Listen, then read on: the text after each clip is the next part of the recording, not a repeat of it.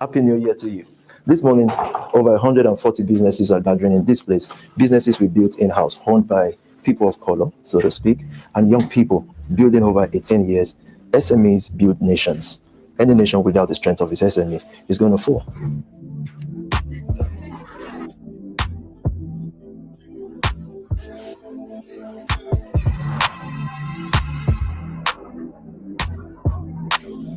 SMEs are what we're really here to do. The conversation is SMEs, and in this room it's filled with so many SMEs. Some are at different levels and different stages in their growth. Such a privilege to be joined by so many excellent business owners today. For us, that's it for the first quarter. What we want to achieve is to have 2 more stockists. We are literally just in the works of finishing off the shop, setting everything up, and I'm really, really excited for everyone. Today, strictly, everybody is in a dimension of their company and their consultancies.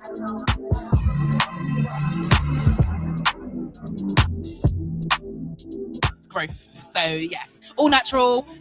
It's child friendly, adult friendly. So I think it's probably my best. I say if we was to collaborate with someone outside, it would be Nike, because the amount of money we spend on football boots, clothing, equipment, they can sponsor us and provide our players with top equipment. Also ask you, what was your economy last year and how did you perform? Yeah, so we done really well. We turned over close to $250,000. Celebrate this Kayako once again.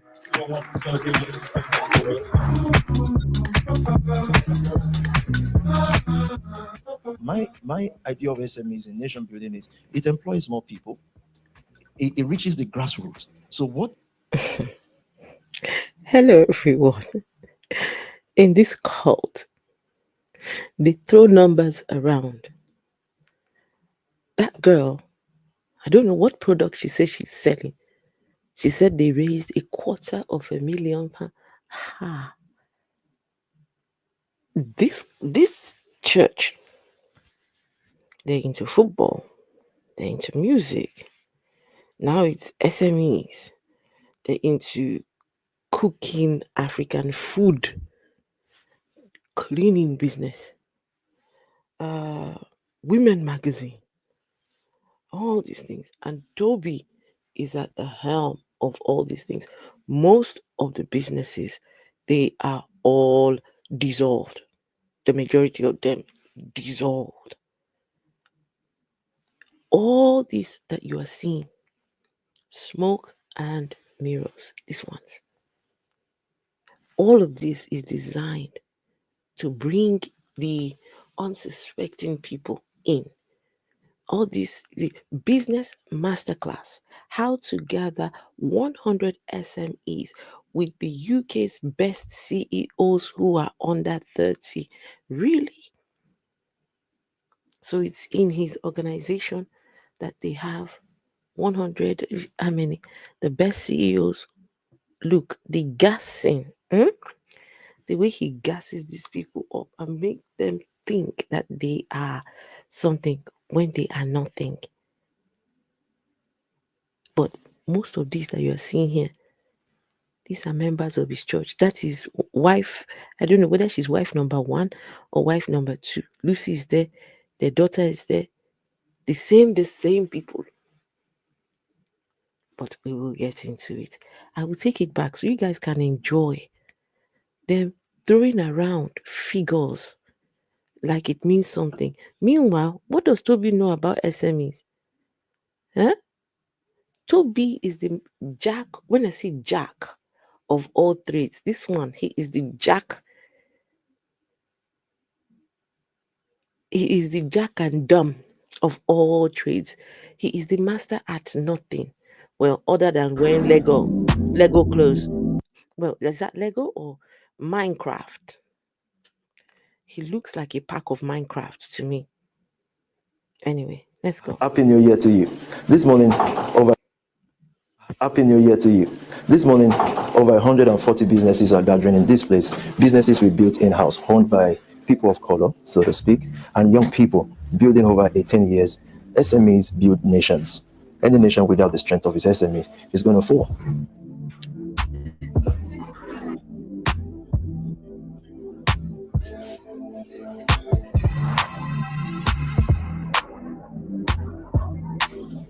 SMEs are what we're really here to do. The conversation is SMEs, and in this room is filled with so many SMEs. Some are at different levels and different stages in their growth. Such a privilege to be joined by so many excellent business owners today. Well, for us, let's say for the first quarter, what we want to achieve is to have 2 more stockists. We are literally just in the works of finishing off the shop, setting everything up, and I'm really, really excited for everyone. Today, strictly, everybody is in a dimension of their company. In this church, they're always in the process of starting, or in the process of launching, or in the process of putting it out. They're in the process of doing something. They're always in the process of doing something, which they never end up doing. But they're always in the process of doing it. So when you hear, oh, we're in the process of blah, blah, blah, blah. Wait, I want to hear what they say they're in the process of. Okay, cupcakes. I see some guys. I'm sorry, this is interesting to me. I want to see what are the businesses that they're doing. One said £250,000. Okay, Vessel's here. So because Vessel's here, right, where is she? And hello, everyone. Hi. Welcome back again. Welcome back again to part 2. Ouija 666, my ever faithful moderator. She's always here, always. Love you to death. You are amazing. You hooked your channel up, Vessel, I see. Arsenal 14. Let's go, Arsenal 14. NJ, how are you? And how's the grandson? Excellent dissolved business owners, she meant.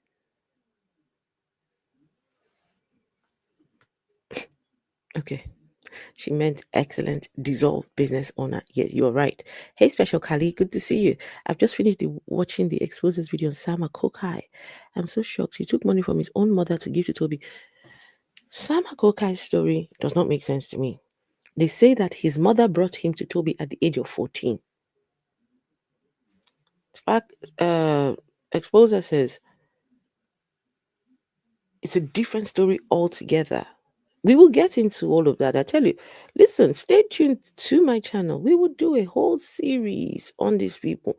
We're taking it one step at a time, one little baby step at a time. This cult has been operating for years, just carrying on. But we're here. I don't know. Yes, I've seen that. I've actually seen that he took more. Look, these scam nation people, nobody is beyond limits. There is nobody they will not fleece for Pastor Tobi. The way they move like robots. Money, pound sign, pound, money, pound, Pastor Tobi, but that's all. That's all. Hey, vessel of dishonor. Hello, Afro. Hi, everybody in the comments. Hope you're all doing well. Hope you had a good day, Afro. Yes, I've had a good day. I streamed earlier on, but it was a shorter stream, titled "Who is Tobi's Wife?" All right, I'll have to watch that later on. Because that thing really bothered me yesterday. That there are 2 women, and you know, in the UK, bigamy is a crime.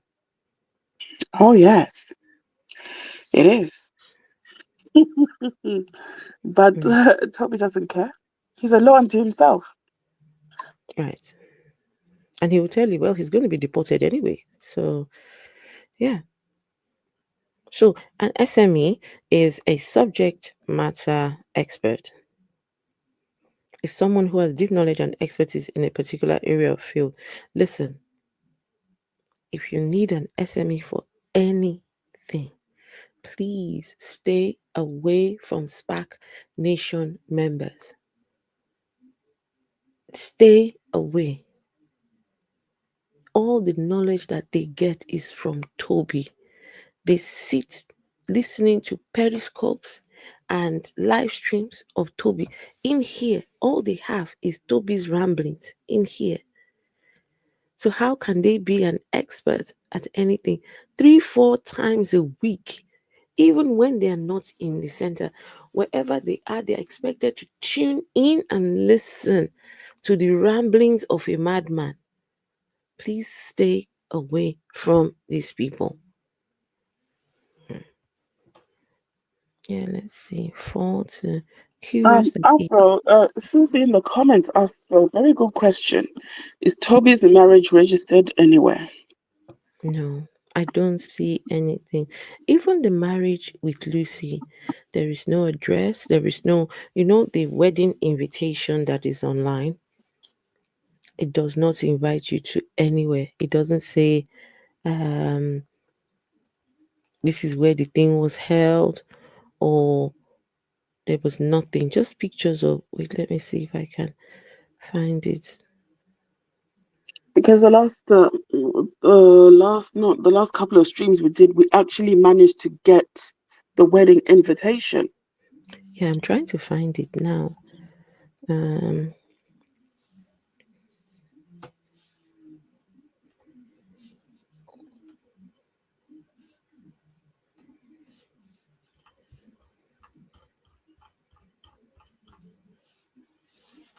I'm trying to find it, and you will see that there is no information. There is no, let's see, photos, images.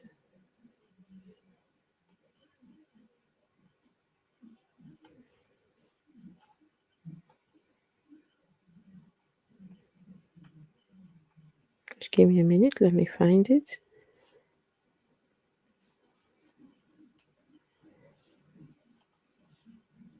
How is everyone doing? How is everybody doing? I hope you are all doing well, and I hope that your new year is so far so good, that it is what you expect it to be. There are no promises from any sky daddy to help you make it good. You have to put in the work. You see, I think I found it, Afro. I found it. Well, that's it right here. Okay. But I don't know what, for whatever reason, I can't cancel. Wait, give me a second. So if this is here, so this is. Can you guys see this? I can see it, yeah. She looks different there. She's the same person, but she has lost. Oh no, she's put on weight, and she looks, more mature. She looks more mature. So, sorry guys, let's make sure that everything is.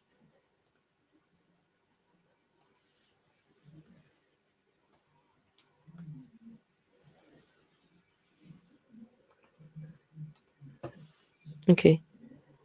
And me, I don't believe that he is not 50 yet. The guy is just, it's hard to tell. It's really hard. So anyway, this is the information that we have. So there's Toby, there's his wife.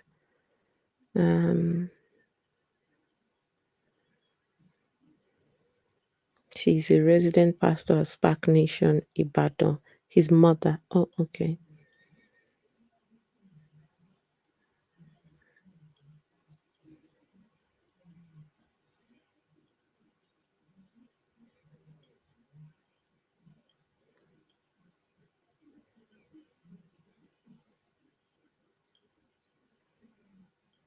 Okay, can you guys see this?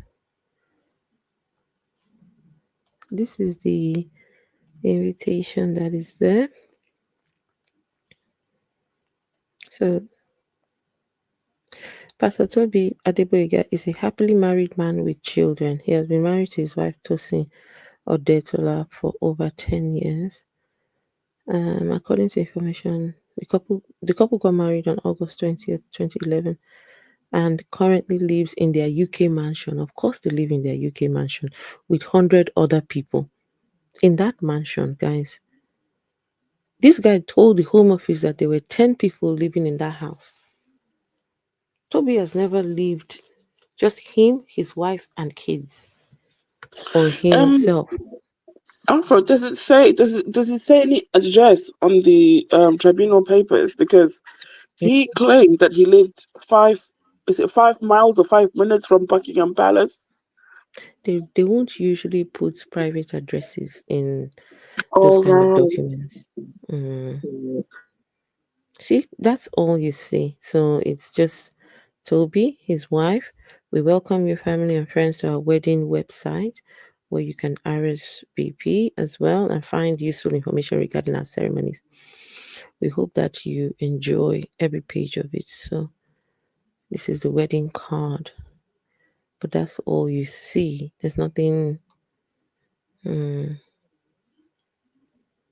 Wedding pictures.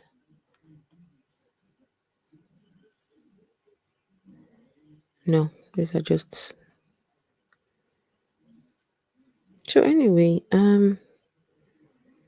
let's go back to that what we were watching, the SMEs. So Bessel, before you joined, we were watching just a very short clip. Toby and his gang in his Minecraft clothes.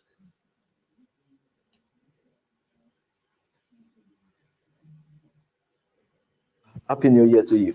This morning, over 140 businesses are gathering in this place. Businesses we built in-house, owned by people of color, so to speak. Does he not look like Minecraft? It is Minecraft. Hold on, let me see. Minecraft. Does he not look like he is? Hold on. Images. Minecraft. Alright, a pack of Minecraft. Wait. Let's see.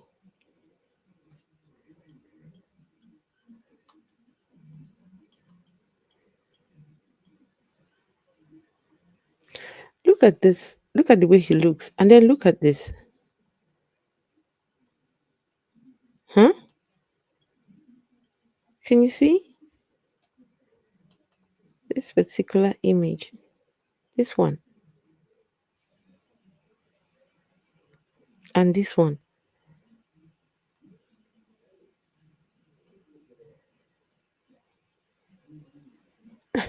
Does he not look like Minecraft? Anyway, it's not important. Let's go. It just looks like it's guys. Listen, that is just look now. This is Minecraft, right?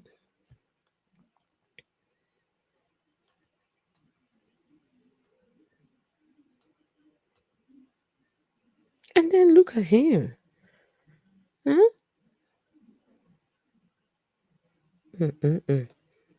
All right.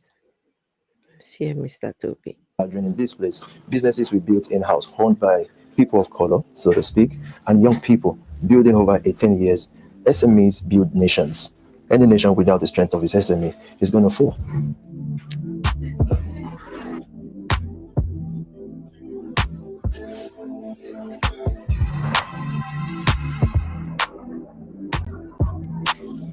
SMEs are what we're really here to do. The conversation is SMEs, and in this room it's filled with so many SMEs. Some are at different levels and different stages in their growth. Such a privilege to be joined by so many excellent business owners today. Well, for us, let's say for the first quarter, what we want to achieve is to have 2 more stockists. We are literally just in the works of finishing off the shop, setting everything up, and I'm really, really excited for everyone. Today, strictly, everybody is in a dimension of their company and their consultancies.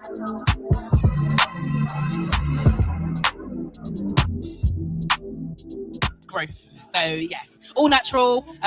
It's child friendly, adult friendly. So I think it's probably my best. I say if we was to collaborate with someone outside, it would be Nike, because the amount of money we spend on football boots, clothing, equipment, they can sponsor us and provide our players with top equipment. Also ask you, what was your economy last year and how did you perform? Yeah, so we done really well. We turned over close to $250,000. Celebrate this character once again.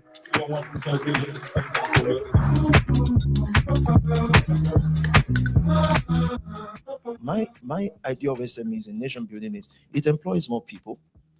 It reaches the grassroots. So what these SMEs are doing is in their own local places, they are creating that for 2, 3, 4, 5 people.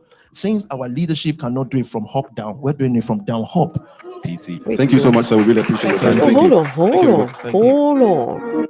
hold on there. I just saw somebody in that crowd. I just saw someone in that audience. Wait, we need to take it back a little bit.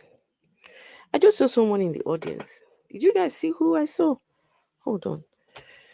In the audience. Guys, so all of this is meant to network. You must understand, some of these people here, they are here just to recruit for Spark Nation. In fact, all of them are here to recruit for Spark Nation. That's the only goal. Because more members equals more money for Tobi and more Minecraft clothes. Okay? So when you see them like this, all of this is designed to show the world that things are happening. The young people here, all well dressed, all, looking snazzy and looking, they're drippy, right? But all of this is for the sole purpose of bringing these people in. Now, I saw somebody in this audience. Let's see. I'm going to play it. See whether it wasn't my eyes that was deceiving me. My idea of SMEs in nation building is it employs more people. It reaches the grassroots. So what these SMEs are doing is in their own local places, they are creating that for 2, 3, 4, 5 people. I know my eyes are not fooling me. Guys, does anybody know who these people are? There's one particular one. This girl. Does anybody know who Nation people? No. That's that guy standing there. That's the pastor. Pastor, what's his name? This guy here with Sam. Yes. This is a musician. This one was on X Factor or something like that. This guy, right? Was on X Factor. And then next to him, is that Maria Muller? That's Pastor. This is Pastor Nikki. This lady here. No. In front of by the cameraman there. No, that's not Mola. That's not Mola. No, that's not Mario. And then that one looks like the magazine editor. Right there in the corner. Which one? This one? Right in the corner, yeah. This is Mrs. Mary. This is wife number 2. Tobi's wife number 2. Oh, the keyboardist? Yes, the keyboardist. This one. Oh, right. Yeah. It's this lady here. This one is the one that is had 3 children. They accused that her 3 children were not fathered by their father. The footballer's wife, guys. That's the footballer's wife. This one. Yes, the one that was gifted a Birkin. No, that's Davido's wife. That one is Davido's wife. This one here, her husband is a footballer. They had 3 children. They're friends with Tobi. She is also friends with Tobi. All of a sudden, the whole thing just blew up. They said, her husband caught her. There's some videos circulating and Tobi having private conversations. The man did a DNA test and the 3 children are not Tobi's. For whatever reason, I didn't get into that story because you have to prove all those things. That's a strong accusation to make. Very strong. No, but Afro, there's a video where she was standing in between Tobi and I don't know whether it's Mary or Lucy. And they gave her a bag. Did they give her a bag? Yes, they gave her a Birkin. No, that was Davido's wife. They didn't give this so one. What did they give her when she was standing in between them? She was just laughing. They didn't give her they gave anything. her something, and she was like, "Oh wow," and stuff like that. That was Davido's wife. You're getting videos mixed up. I never watched Davido's wife. You're getting it mixed up. I Unless haven't watched Davido's wife though. Yeah, look, Arsenal 14 said no, that is Davido's wife. Hold on, let me see if I can find Oh you. really? Why did I think it was her?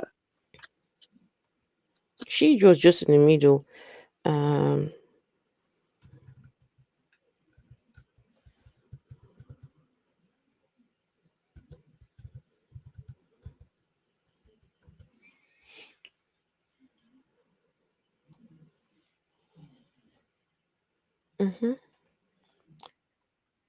Davido, you're now watching F78 News. Please go subscribe.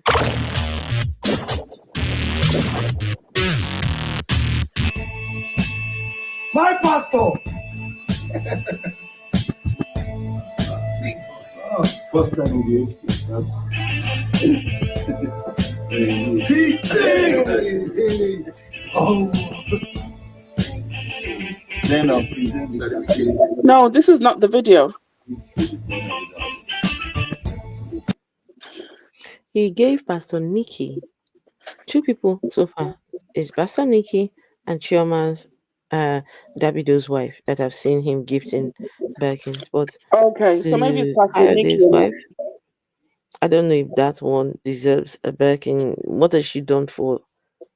Okay, maybe it's Pastor Nikki who I confused with the footballer's wife. Because the video, they're in the house and it's 3 of them. Pastor There is Nikki a video like that. Yes. Wait, hold on. I think because I thought it was Kayode's wife. No. Hold on. I want to see how much this bag actually costs. Tobi Adegboyega, when they deport you back to Nigeria, I want you to remember that you once dashed somebody a bag worth $95,000. Ogbeni, Hermes Birkin bag worth, a bag that will put lipstick, put baby wipes. That one is even cheap, Afro. That one is even cheap. They are more expensive Birkins than that one. Me, I don't know about that. I just know that this, hey, Queen Coco, she get work. Get work started. What's get work saying now? What's it? Afro. Said, wait, what did get work say? Why is this thing not working? Can you see the comments, guys? Comments is not working.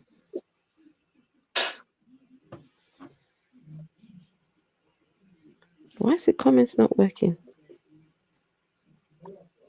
Aha. Right, the operator is 2025 or 2023.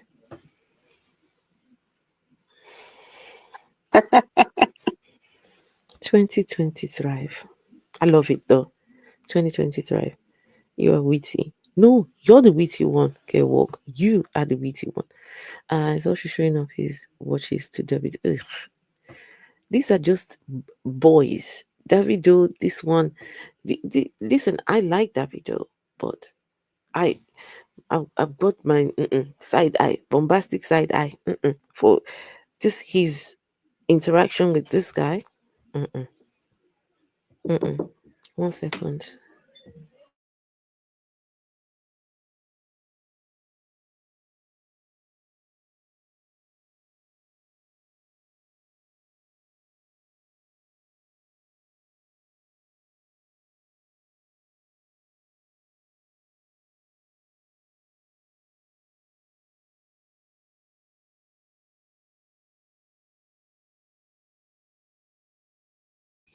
Sorry, my son wanted me to try something. These are just boys. At the end of the day, boys that just want to show off. It's crazy. Toby is not in the level of Davido, but he wants to match. Don't worry. When you are in Nigeria, and hunger is beating you, I want you to remember that you once gave somebody a bag worth 95,000. Even though I don't believe that this bag is worth this amount, but hey, who am I to? I've never owned a Birkin bag before, so I don't know.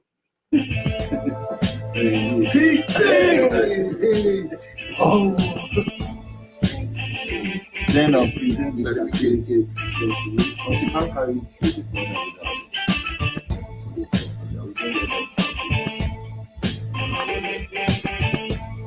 big bite. That's all I like. My pastor. First time we did.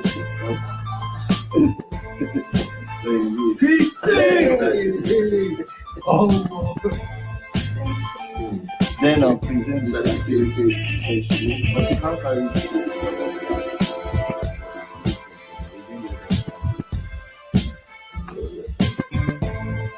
Big bite. That's all I like.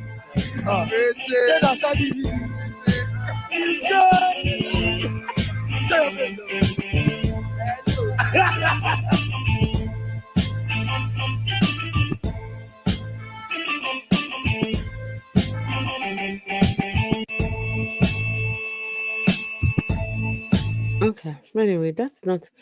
Ugh, these people. Okay, what were we doing before now, Vessel? Oh, we're looking at SMEs. Okay. Yes. Yeah, right. I wanted to show you. Are we going to finish the part 2 of the? Yeah, that's what we're trying to do here. Okay. All right. But before we do that, I wanted to show you. It was that Kayode's wife. I don't know her name. Kayode's wife or something like that. I don't know what her name is. There was a video with 3 of them. Okay, this one. So this is the video that you were talking about. Yes, that one. They didn't give her a bag now. They gave you something, surely. It was just her laughing. They didn't give her a bag. No, where's the full video? I don't know. That's the only one I've seen so far. And that's the only video I've seen so far of that interaction. I've not seen one of them giving her.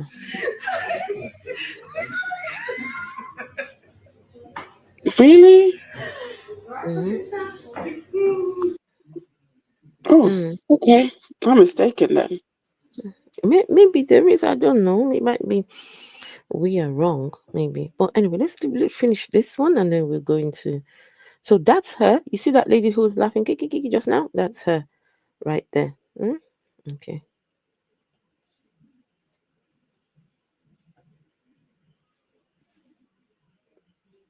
Since our leadership are not doing from hop down, we're doing it from down hop. Thank you so much, sir. Since our leadership are not doing from hop down, we're doing it from down hop. Okay. Hop down. Now that's Maria Mola Vessel in the brown. By the wall? No, this one. All right. Okay. This is Maria Mola. Really appreciate your time. Thank you. Thank you, everybody. Thank you.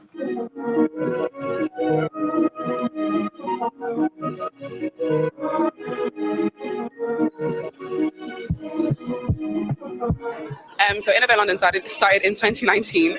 We started off actually as a response to patients that were suffering with hair loss from. Wait. Vessel? Yes. Okay. Look at this table of hair. Will you be buying? No. Oh, thank you. Very nice. It's been a long time. We haven't had some of that in a while. Oh, very nice. Will you be buying? Any of you here, ladies?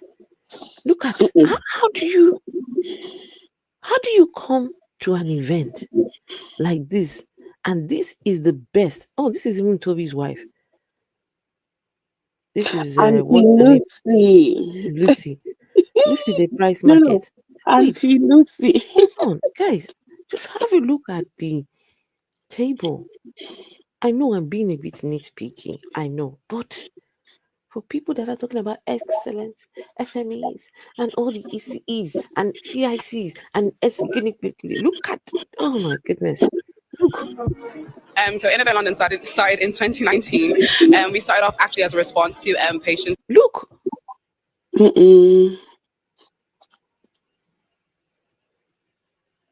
You know that this is just for sure. Let's just show people we are doing something. The goal is to just bring them in.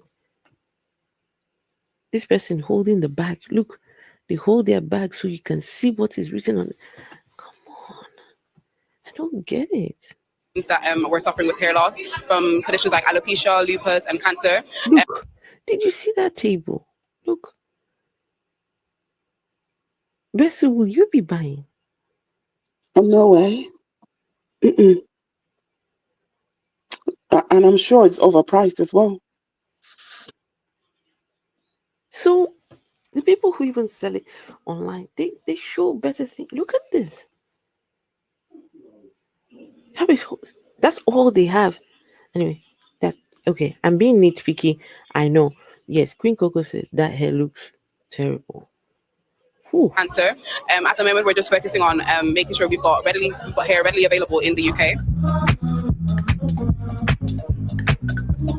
Why you should buy into Carnaby is it's a family business, and I don't mean family like you see it. It's a different kind of family now. A group of people with like minds who want to grow, a collection of businesses in order to nation build.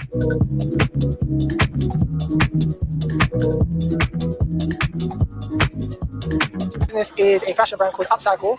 The specialty is creating statement pieces which are influenced by Y2K fashion and punk rock. I've just seen again and again a house of very resilient people focused on the goal. We just didn't know how we would push this forward, and now we found it. We've got work to do. There's no doubt. We have mistakes that we made. We have difficulties because we are living in a strange land, but we have a divine purpose for this.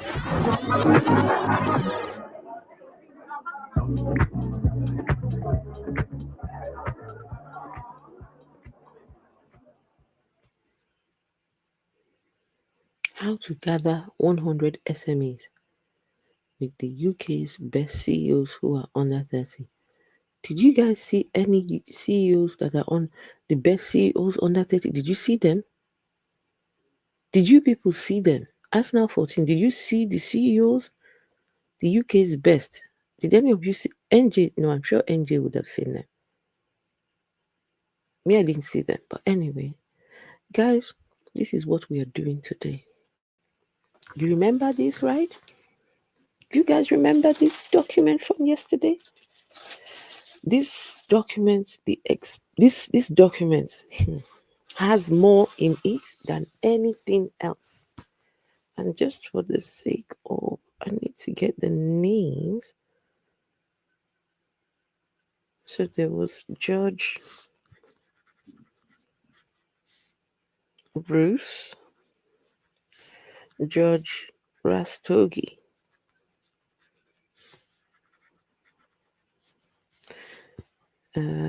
what's the name of, okay, respondent, she's just Miss Watriku.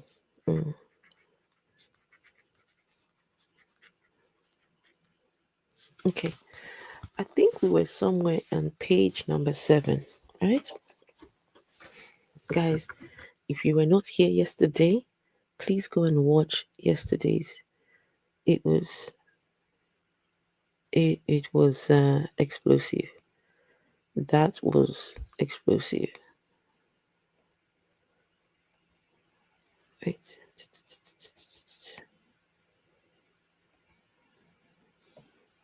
Can you guys see it? Can you see? Yes, I can see it. Okay. I think we were on page 7.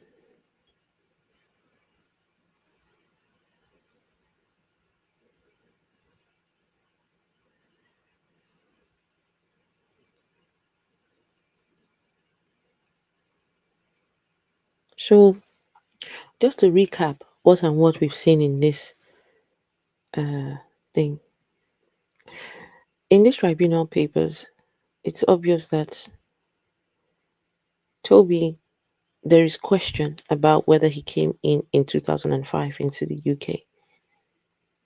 He's had several applications and appeals before getting to this point. And so at this point now, they're asking him to prove that he is indeed the upstanding member of a citizen, member of the community and member of the society.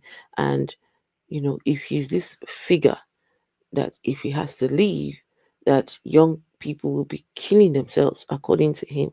Prove it, is what they said. Prove it. Right? To show documents, to show. My goodness. They were not able to show it. They asked for a specific document.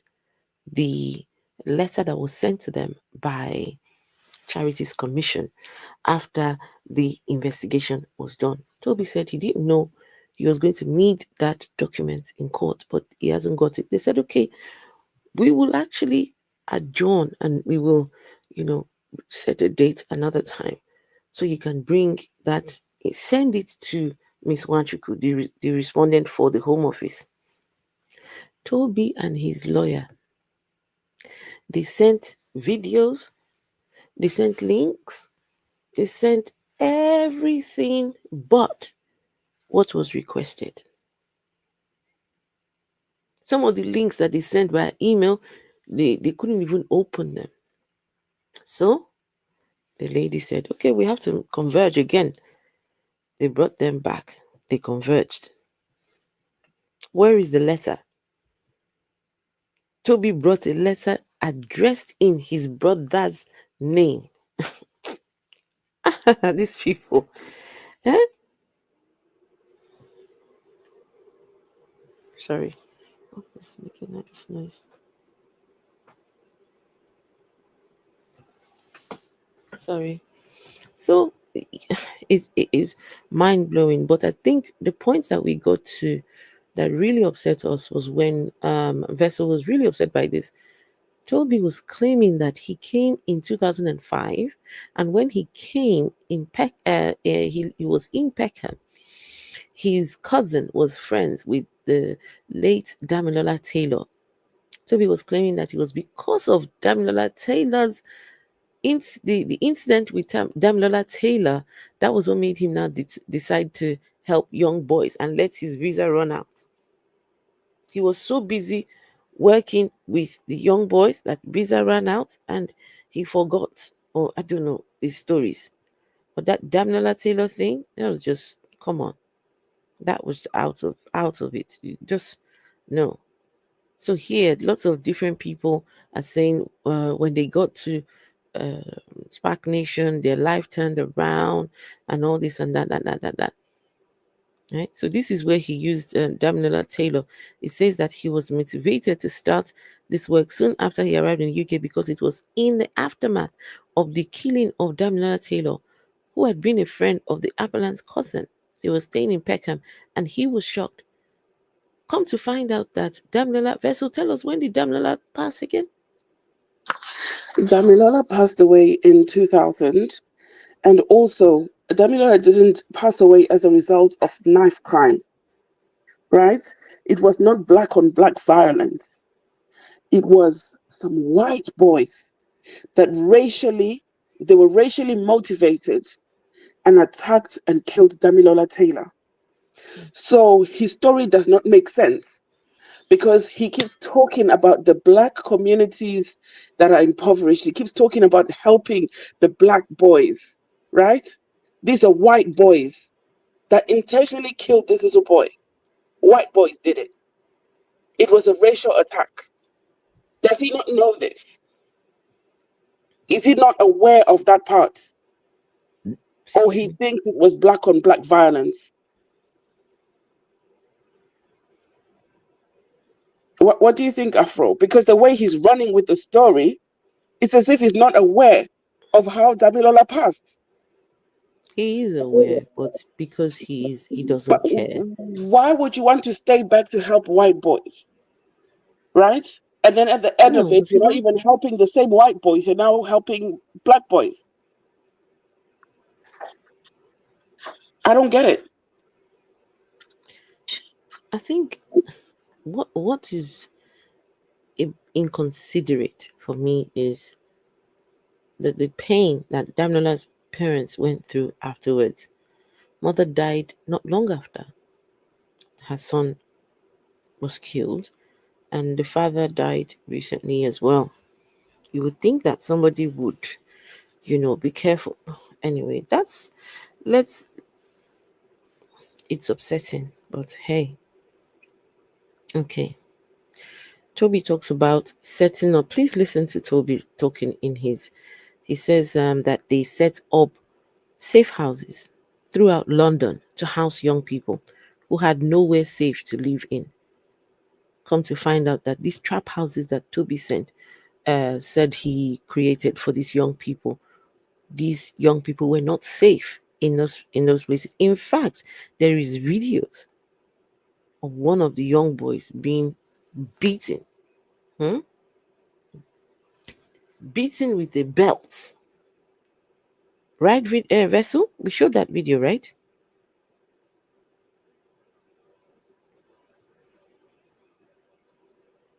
We showed the video. So, anyway, let's continue. Now, look at Tobi said that they. Oh, Vessel is not here. Wait, what happened? Wait, hold on. Can you guys see the stream? Right. I don't know what's that. Something is. Sorry, Afro. I pressed the wrong button. I just want to I want to sincerely apologize and backtrack. No, he was not unalive. He was not killed by white boys. I'm mixing his story up with another incident that happened with another young black boy. Yes, with another young black man. I apologize. It was his case. It was not racially motivated. He was not killed by white boys. I take that back. I apologize. No worries. And to anyone who's offended by that, apologize. We make mistakes and we can, because that's a very sensitive. I think the one you're talking about is Stephen Lawrence. There's Stephen Lawrence and there's another one as well. Okay. All right. No worries. So Tobi says that before the pandemic, there were 10 of these trap houses. But post-COVID, it went up to 28, which is a lie. They employ a team of 6 clinical psychologists who offer young people therapy. Really? Wait, I want you to just stop and think for a minute. This man from Nigeria whose papers he has not got, but he's helping young boys while running a church and running trap houses. Well, and on top of that, he has SMEs. He's got a business here. He's got, he's overseeing all of this. On top of that, they have the capacity to employ 6 clinical psychologists. Okay. 6 clinical psychologists. Tobi, can you name them? Afro, I'm worried about whether they got consent from these children's parents to have them receive this treatment, to have them move into a trap house, to have them apply for loans in their names, to have them donate their money, their blood for money. Where are the parents of these children in all of this? The first question I need to ask you, do you believe there were 6 clinical psychologists? No, I don't. Tobi was the clinical psychologist, messing with their brains. That's all I needed to know, because let me tell you, I have had with my son, to get his diagnosis of autism, we had to go through, the clinical psychologist even had to come to the house a couple of times, right? So there's all these, it was so detailed. You mean that Tobi had the capacity to employ those? Give me a break, please. Anyway, it says that the church, Spark Nation, that does not have its own home address, Spark Nation, they are in Hilton today. Tomorrow they are in. Apparently, they said that they have the largest food bank in London, which has to date provided 136 meals for the needy. He established a basketball, a CIC dedicated to supporting ages. So he says that this work he does is very important.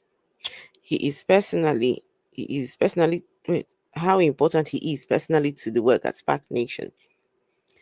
He writes that he tried to get other people involved in coordinating the work, but he's the brain behind the organization.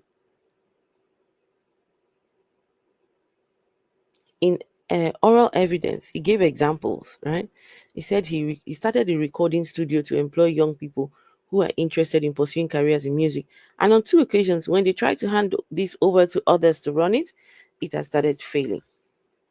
So he therefore had to get back into being involved.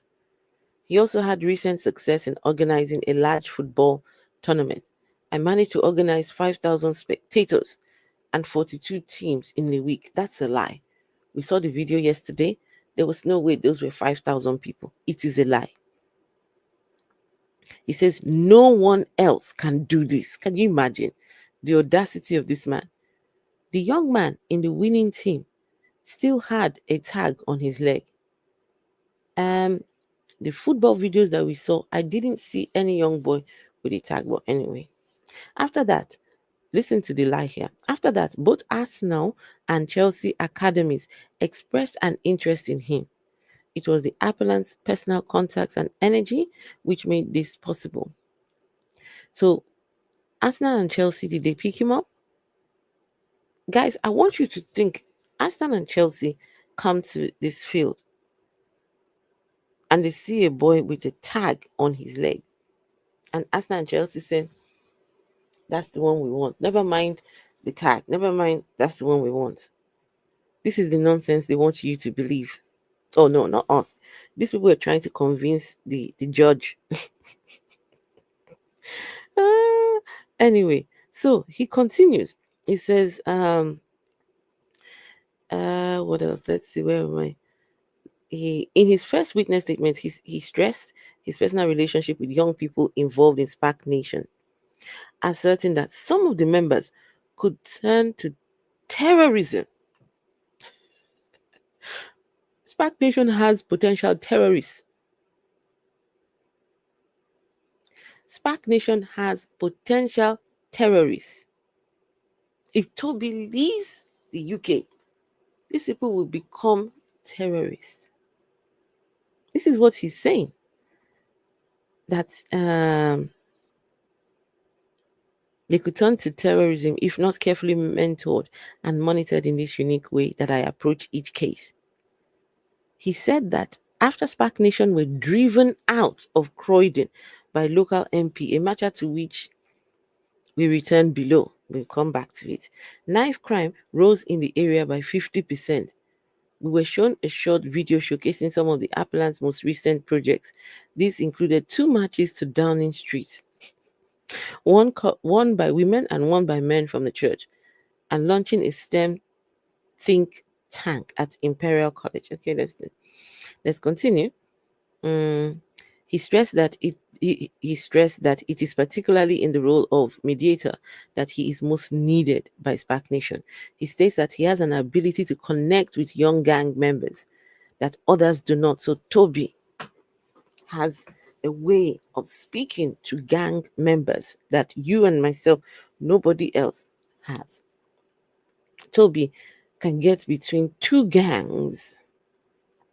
I don't know what he's going to say to them, but he reckons he's able to stop them, right? If he does not attend a service for whatever reason, people will start to leave and they will not stay for the service. People come to see him. They are inspired by him. He's able to persuade these youngsters, in particular gang members, to lay down their weapons and join the church together. For instance, in 2016, he managed to avert a war between rival gangs in the Wood Green and Tottenham by having them together at the same service. He went out onto the streets and engaged with the leaders and got them to take the stage together. Asked what the impact would be on the UK if he were to return to Nigeria, the appellant said it would be like the impact on Croydon. Toby says, send him to Nigeria. Your crime rate in the UK is going to double. This is Toby. Said crime rate will rise again, and as he put it, the boys on the street will go back to the street if I am not there. In his most recent witness statement, he maintains that thousands of young people, families, and communities rely on the support and guidance that I provide. Alluding to the riots that took place over the summer in the UK, he further says that in view of the recent fascist uprising, my presence is needed to calm the nerves of people from ethnic minorities. Okay, how many of you, when you see and hear Toby, how many of you does he help to calm your nerves? This is a question I'm asking for research purposes. How many of you, your nerves are calm when you see and hear Toby? Right, let's see. All right, people, GMS Nightmare definitely gets very calm. The nerves are sorted when they see Toby. In fact, let me put a reminder of what Toby looks like, so to calm you all's nerves. You see your nerves need to be calmed. Afro, the only picture of Toby that calms my nerves is the one where he's pulling that suitcase and somebody said he was wearing his father's clothes.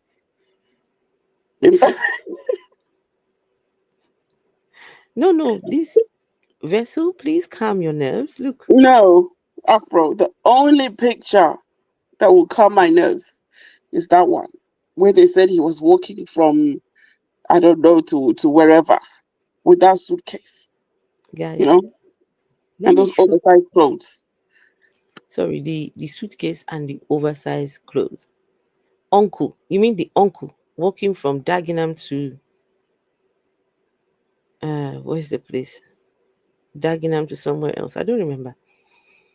Anyway, folks, if you're wondering what is this big work that Toby's doing with the young people that he needs to stay in the UK, you didn't know that Toby is getting knives from these people? You didn't know? No, you didn't know? Let me show you the knives that Toby is getting from people. Look at knives. Have you gotten knives like this from young people before? Huh? Have you gotten knives? Look at. These are the knives that they took from the young people on a Sunday in the church. They come and give testimony. They give their life to Christ in Toby's church. They came to the church with these knives in their hand. And while they were listening to Toby in the service, they thought, I'm going to drop my knife. Never mind, I can buy another one as soon as I walk out of here. As soon as I walk out, I can just go Tesco and go and buy another knife. Let me just drop my knife. Oh, I might as well drop my lighter as well. My lighter. Guys, look at lighter, grinder, and Rizla. Is that not Rizla? That paper.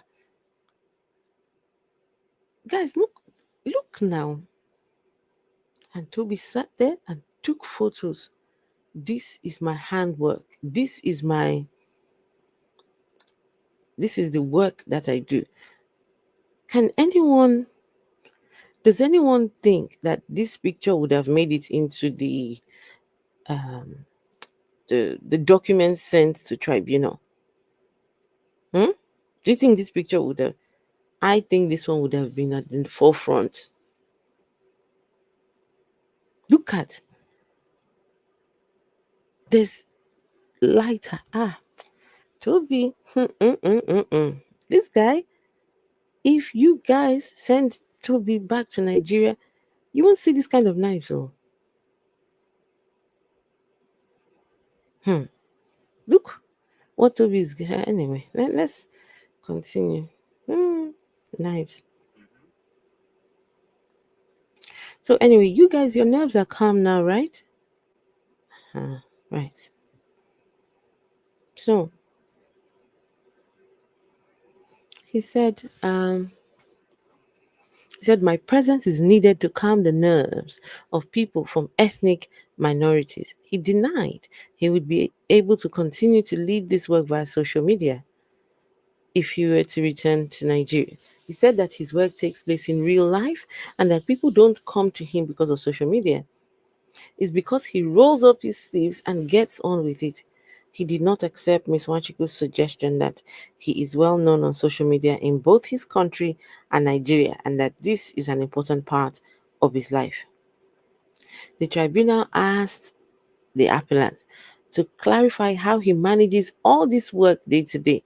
He explained that he plans to attend up to 6 church events or services per day. 6 church events or services per day.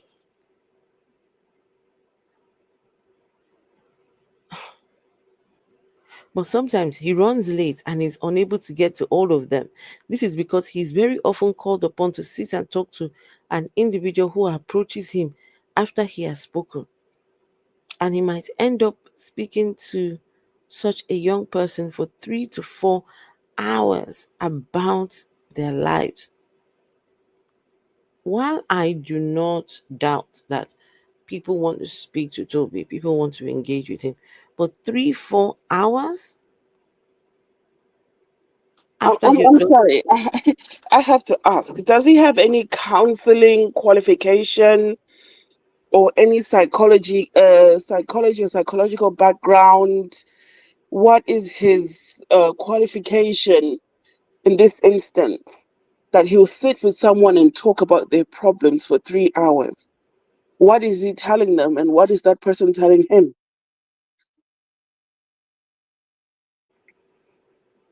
Because if he had some sort of qualification, when they were asking him for outside the rules stuff, he would have brought it up. I'm a counselor. I've got this qualification that allows me to work with young people. And at the moment, the UK needs people with my sort of qualifications so that we can intervene on what is happening with the youth. Mm-hmm.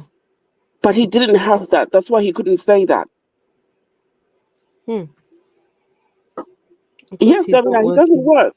He doesn't work. That's why he's got 6 church activities to try and to attempt to attend. Per day. Per day. Per day. When I told you that these people, they're all filled with Tobi Adegboyega, because that's all they think about.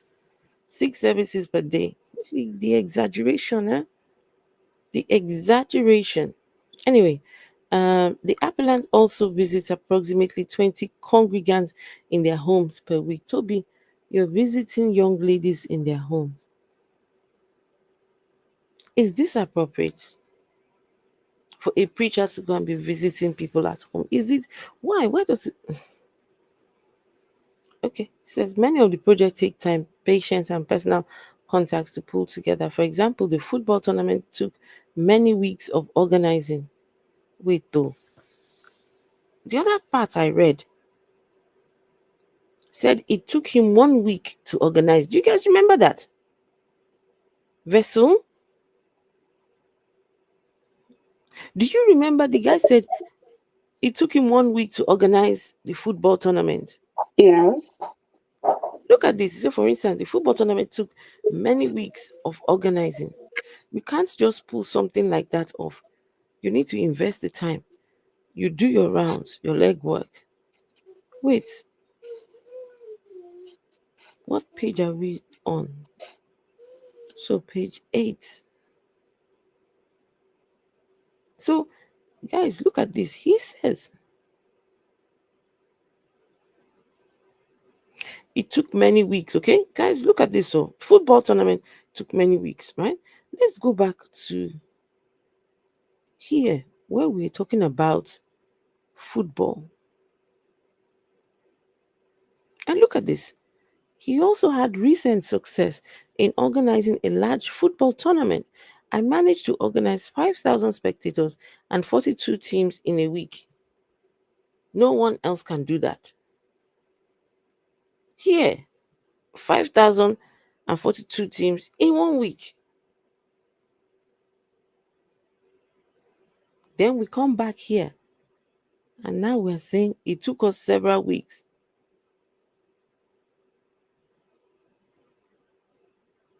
Where did it go?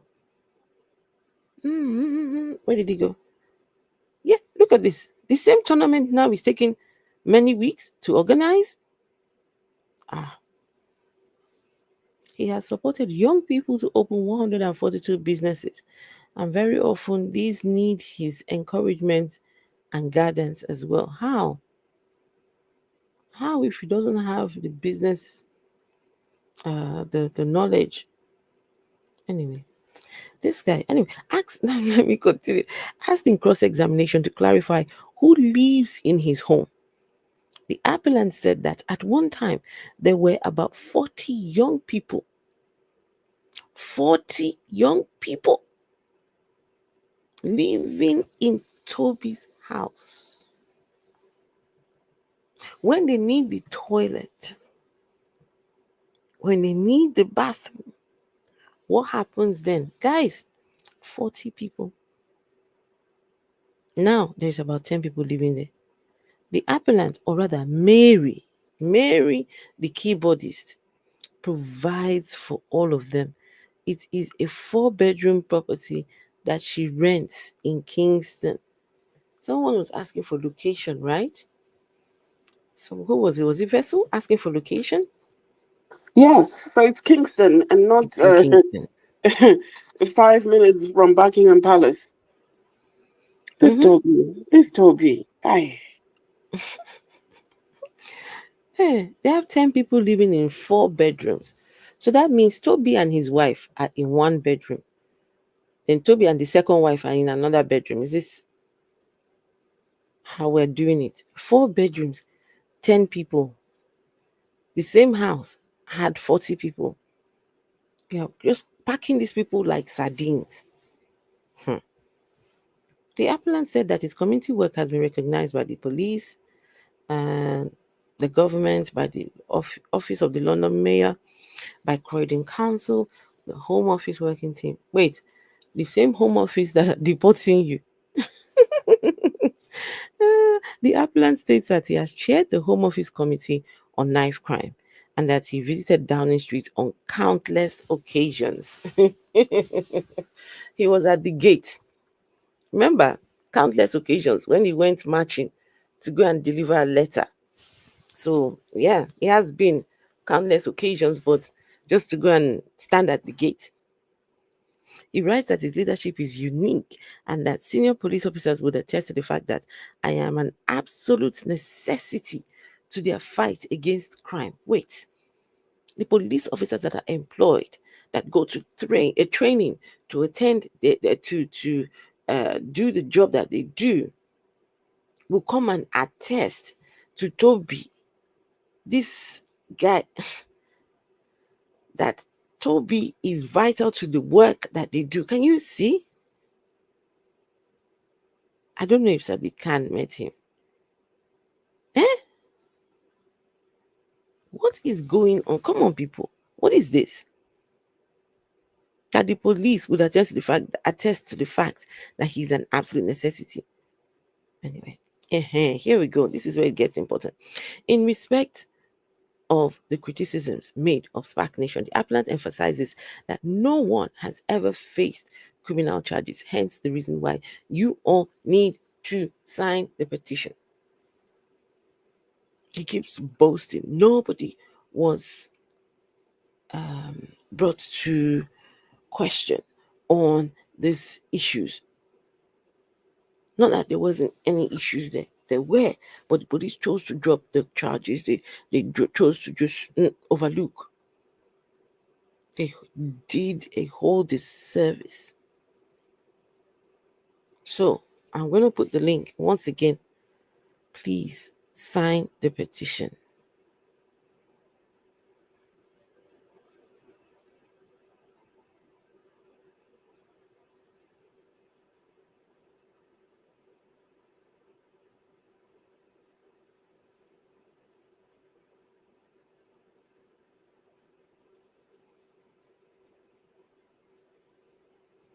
Thank you, Coach Vivian. I appreciate.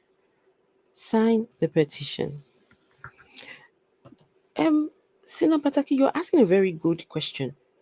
What about the two kids? There is no, so far so good. Have you seen anything at all about the two kids? Nothing. Nothing at all. Maybe it's coming later on. Just hold on.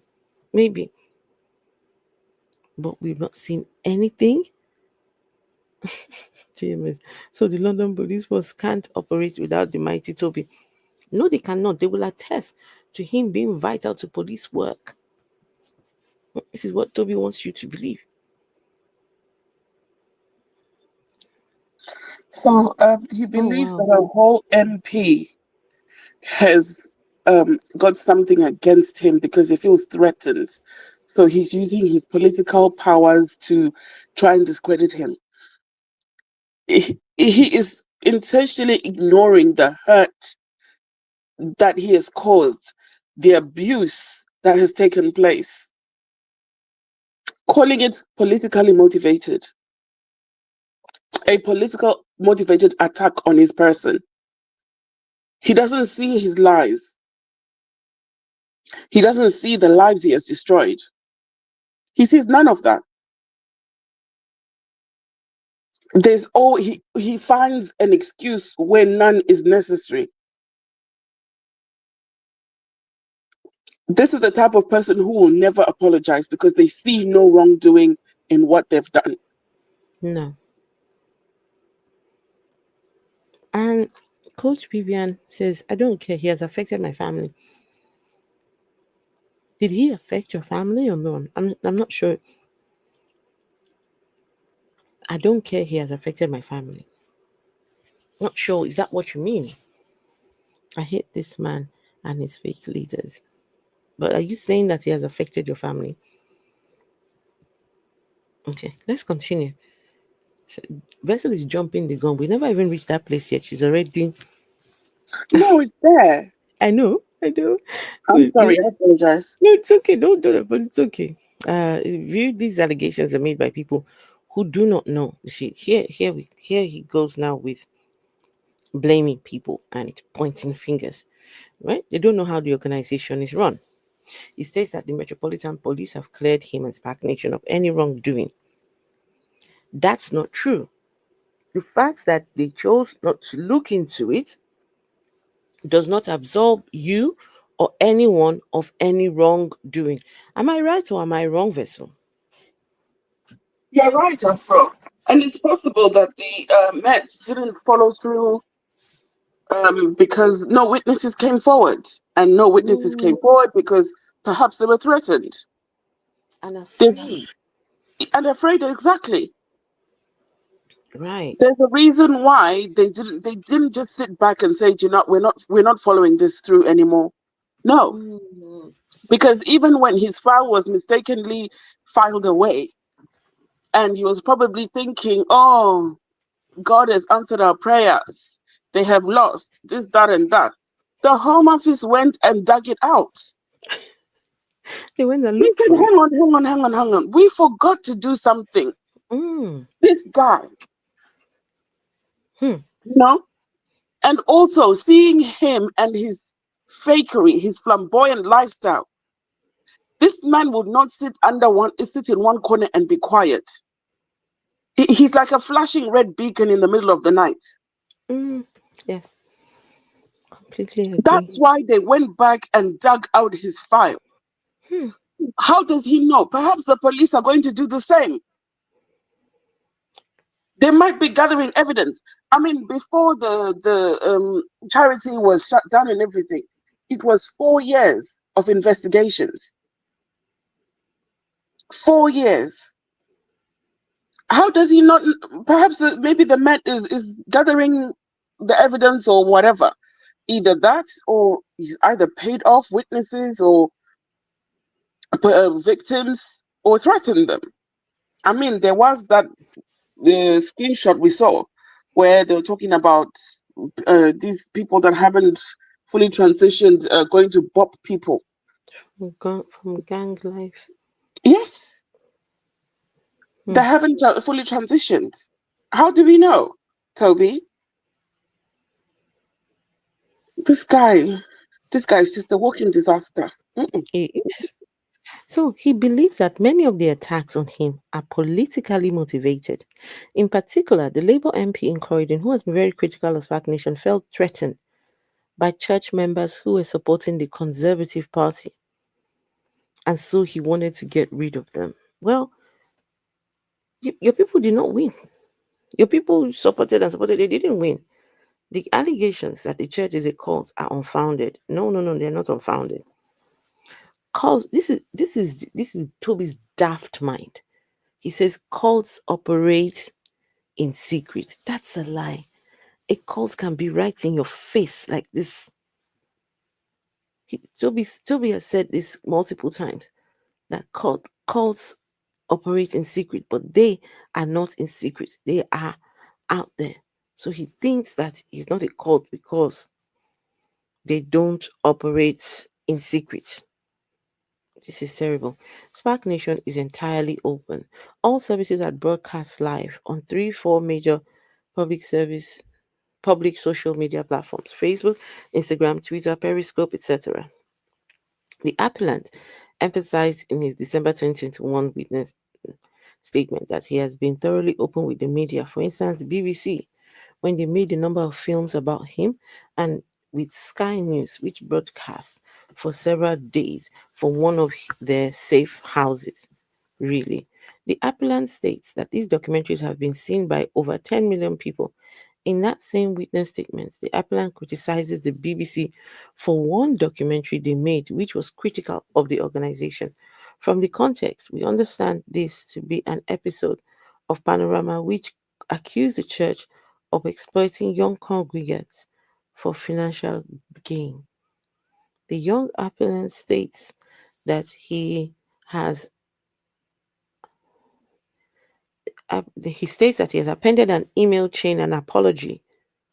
He has appended, the appellant states that he has appended an email chain and apology from the BBC. The same descriptor appears in the index to the bundle. In fact, the letter in question contains no apology. What is wrong with this man?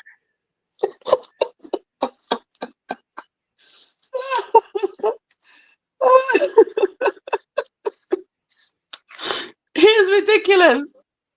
So he'll put it on the appendix that there's a letter. There is a what do you call it? An apology letter that doesn't exist. Wait, Toby's saying that the BBC apologized. He said the appellant states that he has appended an email chain and apology from the BBC. The same descriptor appears in the index to the bundle. In fact, the letter in question contains no apology. This guy is in Delulu land. Toby is in Delulu land.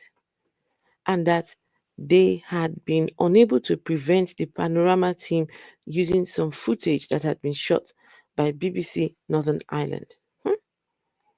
In his oral evidence, the appellant addressed allegations that he has personally gained by his involvement in his church. For example, people have pointed to the fact that he wears designer clothing and drives expensive cars. He was adamant that all of his personal possessions have been paid for by Mary.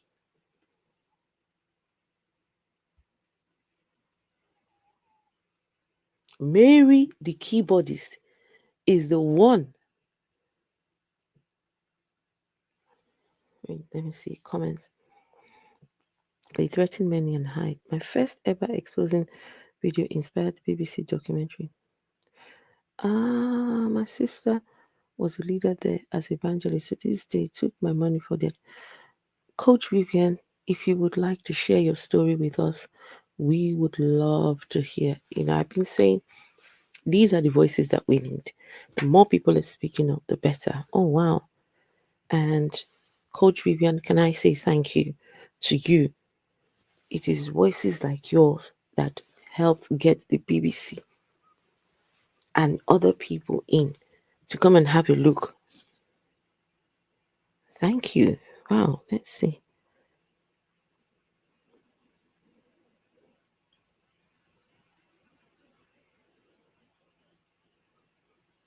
And those homes some owned by myself and my mother in the Lord. And those homes, some owned by myself, mother in the Lord. Very disgusting, church, stupid, foolish, I must go down. They lied, they needed it for homeless, using it for trap house nonsense. Honestly, oh wow. As much as I respect the presenting officer from the Home Office, Miss Wachiko, there are so many lies and crimes in this case that she should have forwarded his case to the police. Indeed, Sino Pataki. They just decided this thing just in November here. November. You don't know what discussions are being had. Christmas was coming. Everybody's getting slow by the end of the year. These people really went in. These people saw through Toby's BS. Calm down, Sino Patakio. Calm down. Hey, things might be happening. You don't know. You don't know. Now I'm just agnostic, borderline spiritual. Fantastic. Well done to you because of this. And I've reported them. They are a cult, people. I completely agree with you. My family has been broken up by this church. Wow. Vessel. This man is evil. Pastor Nikki contacted you? These people. Does Pastor Nikki have criminal convictions? Not that I know of. Not that I know of. I've not heard anything about her having criminal convictions. No. Because the way he moves, like with, especially looking at Mariam Muller. Yeah. I think that's what he's just done. He's just surrounded himself with people who are, who can, the worst of the worst. Who can threaten people, who can mobilize people to do harm to others, who can think of harming people. I mean, Mariam Muller was in jail. Where was it? Was it Spain or France? I don't even know what country. Some country like that. And she met another woman who is British, who was also in there. And Mariam contacted this woman's family, claiming she can help their mother be released. And these people sent her £5,000 or £6,000, not knowing that she too is in the same jail. She too can't come out. No, she was already out. Was she had out? come out. Yes, she was out when she contacted the family of said people and said to them she's out and they can help their mother get out too. My goodness. Yeah. So those ones said, oh wow, yes, let's go ahead and do this. And they sent money and Miriam took the money and ran. Guys, I will if anyone would like to share, if you would like to share your stories with us, you don't have to come with your faces on here. Your voices matter a lot. I mean, if you would like to share, I will put my my email is in the in the, if you go and look in the about section of my page, it's right there, my email address. Please email me, okay? And if you would like to come and share with us, because when you look at Spark Nation, there are lots of good people there. There are lots of young people I feel sorry for, and my motherly instinct kicks in when I see them, and I'm thinking, these are someone's children. These are people's friends, lovers, aunties, cousins. Come on, we need to, So if you would like to, you think it was in Spain, right? Germany, okay. We found out last year that my little cousin working as escort to get money for seeds. Ah, no, come on. But we said it yesterday, Afro. We said that that won't be past them. Yes, we did say that, to be honest with you. Wow. This is sometimes you say these terrible. things, but you don't think that it will get that deep. But No. Afro, why is this man allowed to? This is heartbreak. Why is this man allowed to do these things and get away with them?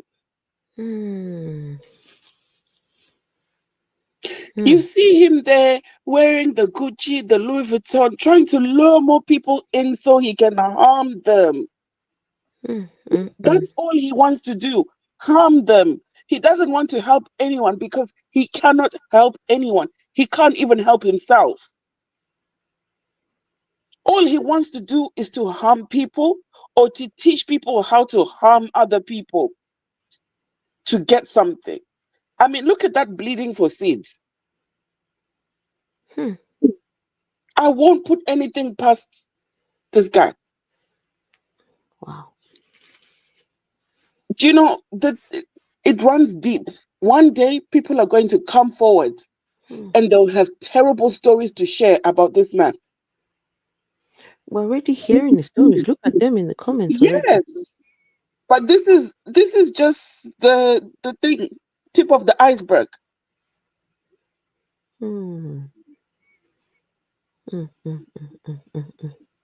This is just you see those young people, they will come forward and they will tell us. Indeed. So if you would like to share with us, please. Oh my, Toby is like nature boy. My goodness. So if you'd like to share, please, I'll leave my email address. You can go and look for it. It's right there. And you don't have to come on camera. We can just hear your voice and you'll be just fine. Right? And I am so sorry that this has happened to your family. And this is the reason why we're doing this, is so that people can hear this and learn.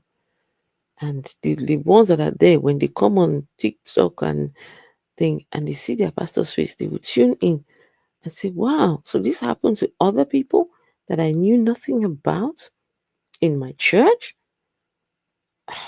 They will start to think. So, wow. Anyway, let's continue with this. Okay, so Toby says it's Mario that is looking after him. So Toby is a house husband. And Mary is the one paying for all his designer clothes. He has never taken a penny from the church. Ah. Toby says he has never taken a penny from the church. The exposer is re-releasing the videos. Yes, I'm tuned in. Toby said he has never taken a penny from the church. If you believe that,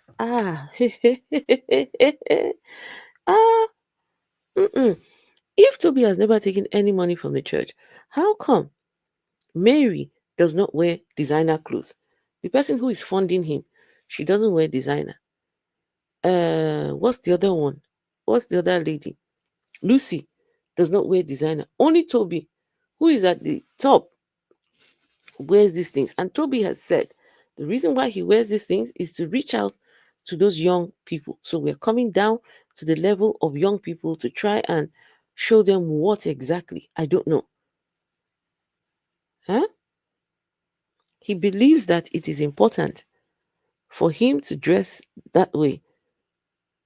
Oh, wait. He believes that it is important for him to dress the way he does because he needs to inspire these young people. They need to understand that there are legitimate ways of making money. For instance, through entrepreneurship. What entrepreneurship, Toby? Most of your companies are dissolved. So wait, Toby, let me understand this. Toby is wearing designer clothes to show young people that there are legitimate ways of making. Wait, how does wearing designer clothes and riding in a Lamborghini, how does that show? Can anyone tell me? Does any of you look at Toby and think, wow, that's a legitimate way to make money? Does any of you look at Toby and say, that's it? Toby is saying that the clothes that he wears, right? Clothes like this. Hold on, let me see if I can show you just some of the clothes that he's talking about.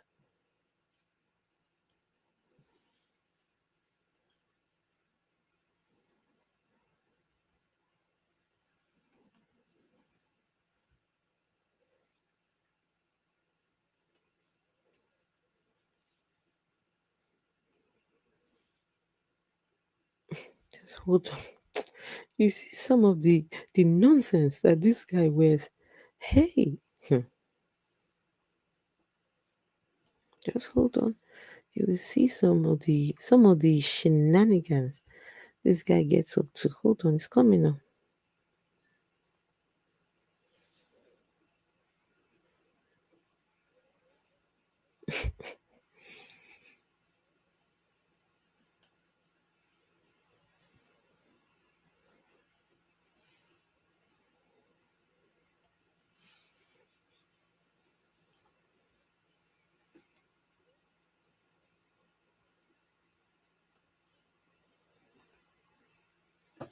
Right, just have a look at some of the clothes that this guy says that he wears. Let's see.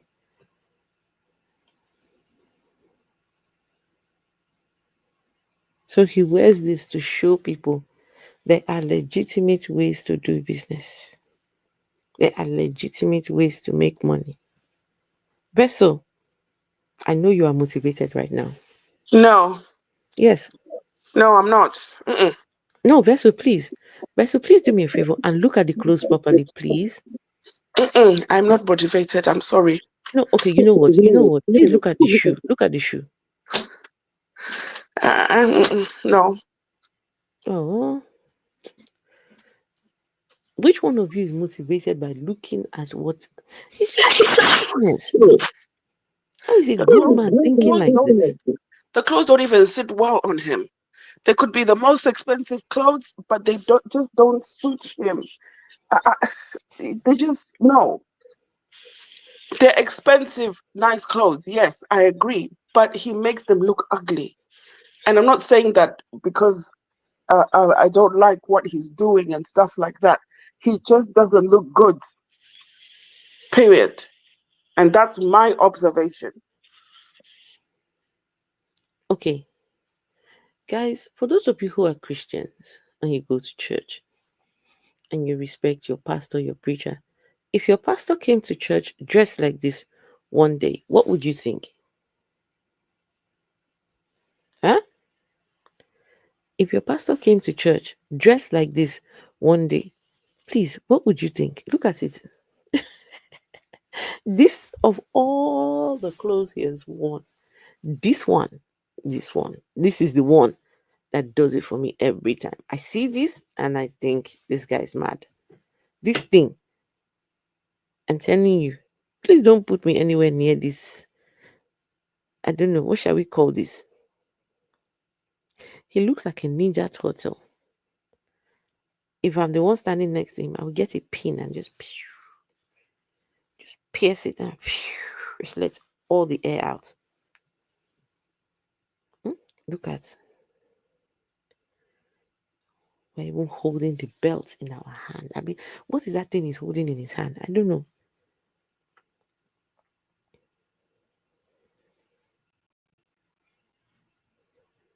Yeah.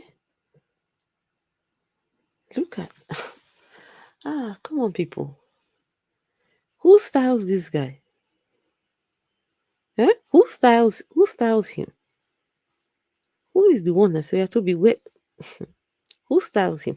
Anyway, let's go to this. These are the clothes. Let me see. Do I have any other photo? Hold on. Let's see. Do I have any other photo of Tobi?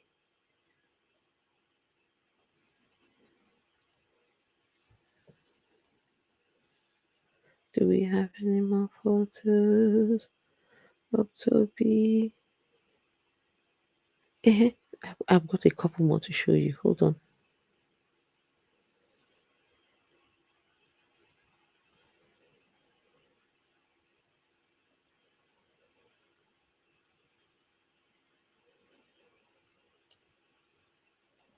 Okay.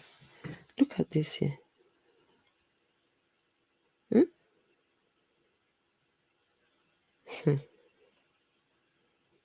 at now. Look at the guy. Look at our boys. Àwọn kan wáyé wá ṣiṣẹ́. Àwọn kan wáyé wá gbowó. Hey. Look at, oh my guy. This is your preacher man. Look at your pastor. Goodness. This one looks like, you know, when a baby's nappies are full? When the nappies full.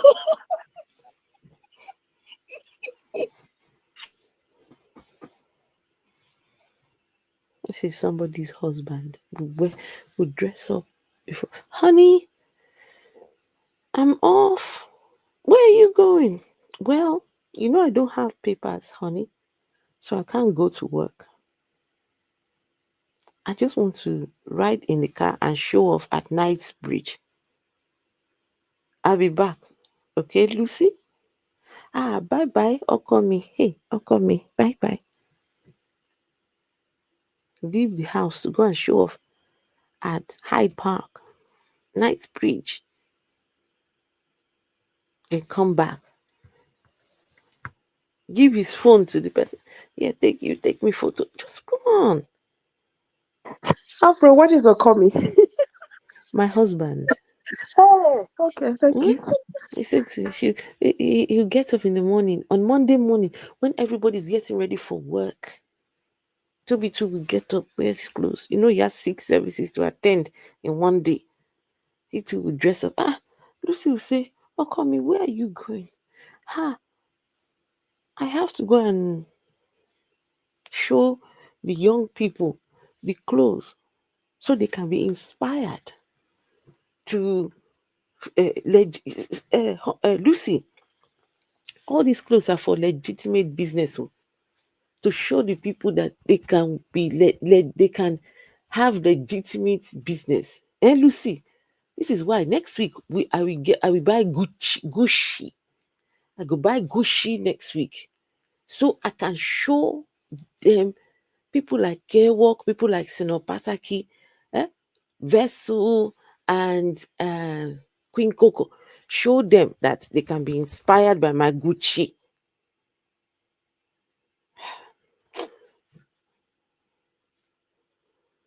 That level of thinking, so backward.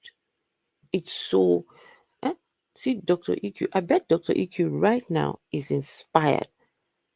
Dr. EQ, this one will inspire you.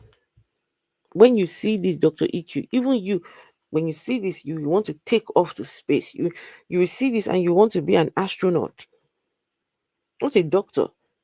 Dr. EQ, no, you can be an astronaut. Not doctor. Yes, this is it. All my guys are drippy. Wait, because you said drippy, hold on. We could go look for Drippy. All my guys are Drippy.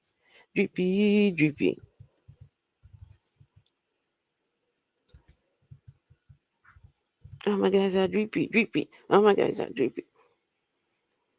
This is no. You guys need to see this one. This one you need to see. Wait, hold on. This one you need to see. I know you see it, running through the back of my jeans. The water's a Rolls Royce, went to the safe, I'll keep it. I stay drippy. Oh my guys are Drippy. Oh my guys are drippy, yeah. I'ma pull up in the summer with a new whip. They won't see it coming. We can't see it, Afro. Huh? We can't see it. Is it not the one with can you the not? Ninja Turtle? No, we can see the Ninja Turtle. Oh, sorry. The water's a Rolls Royce, went to the safe, I'll keep it. I stay drippy. Oh my guys are drippy. Oh my guys are drippy, yeah. I'ma pull up in the summer with a new whip. They won't see it coming, but the truth is. Drippy. Oh my guys are Drippy. Running through the back of my jeans. The water's a Rolls Royce, went to the safe, I'll keep it. I stay drippy. Oh my guys are drippy. Oh my guys are drippy, yeah. Tobi say all these clothes. Look at this one. This one now. He looks like the thing doesn't look like it's his size. This one look like let me not say what I want to say. Remember, they share clothes, so maybe this one is the other guy's clothes, and he borrowed it, or maybe it belongs to the other pastor. You know. This one looks like a male sissy. Huh? You know, this one makes him look effeminate. Let me just say that. This one makes him look. This is what they call it now? Crocodile skin, tiger skin. Which one? This one makes him look like a sissy. Anyway, what do I know? Me, I don't know fashion. But this was the video I wanted to show. Okay, here we go. Oh my God, this is cute. Look at this is all he lives for.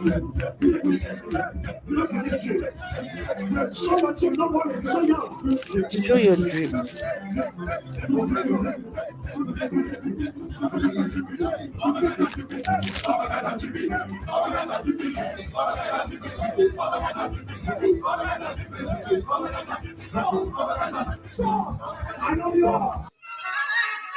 Best rapper in Camden. In the Game of Thrones, I'm the champion. I'm the Diddy bombing with a man from Bounds Green to a Hampton. King of the North, if you came, my friend, give me fire in the booth, cause it's straight down cold. I'll be taking the dog, be speaking in God. I prestige on roll. When I pattern her, she'll roll. Got lyrics, I got flows. Bars harder than a pole. Bands no boys on. Can't get friends on. Yes, like T-pose. Echosembles and burrows. Incredible, no foes on. My G's are fly like Jones. My dogs are... That's all it's about, too. That's all it's about for Tobi. That's all it's about. Oh, my guys are drippy. This is when he went to Show your drip. studio. Oh my God, look at this drip. This is drippy, man. I'm telling you. Drippy. Oh my guys are drippy. Show your drip. Wait, I think it's don't worry. Oh my God, this drip is drippy. Yeah, that's what. Oh my God, look at this drip. This is drippy, man. I'm telling you. I don't know about you, but I'm just gonna show. Sorry, your video is going too fast. Hey. Show your drip. Oh my God, look at this drip. This is drippy, man. I'm telling you. Drippy. Oh my guys are drippy. Show your drip. Don't worry. Oh my God, this drip is drippy. Oh my God, look at this drip. This is drippy, man. I'm telling you. I don't know about you, but I'm just gonna show my drip. Drippy.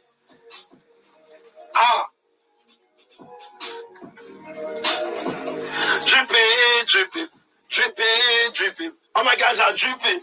All these guys are drippy. Oh my God. Drippy. All my guys are drippy. Hey. Drippy. are drippy, hey. Drippy, drippy. Drippy, drippy. Drippy, drippy. All my guys are drippy, hey. Drippy, drippy. Drippy, drippy. Drippy, drippy. All my guys are drippy, hey. Drippy, drippy. Drippy, drippy. Drippy, drippy. All my guys are drippy, hey. Oh yeah, look, I'm We're showing coming my to drip. speak to the nations Drip. at 5 My o'clock. drip Say. now. Drip. My drip. Can I see my drip? Drippy, drippy. Oh my guys are drippy. Hey, me too, I'm showing my drip.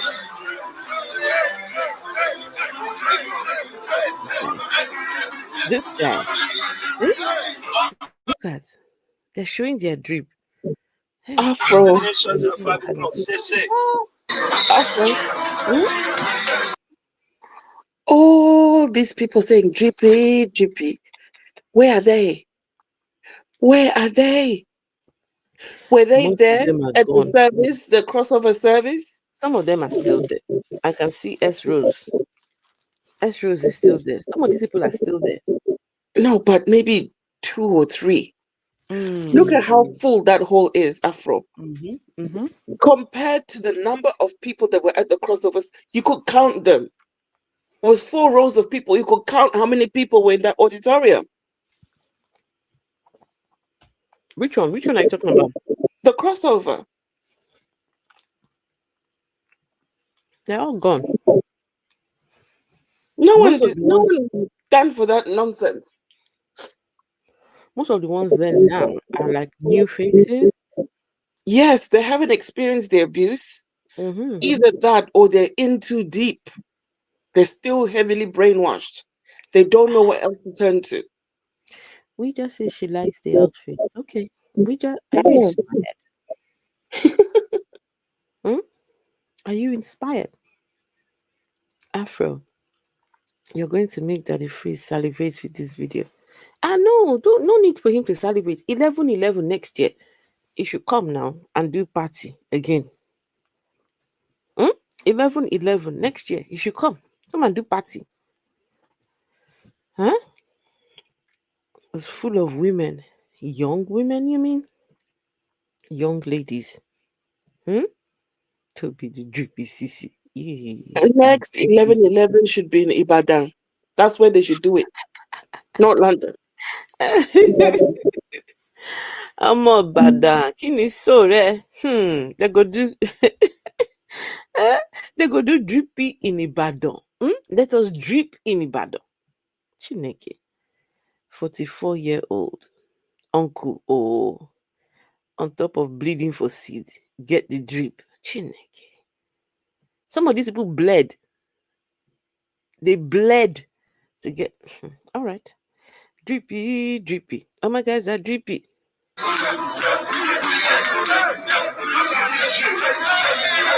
Show your chip, don't worry. Show yours.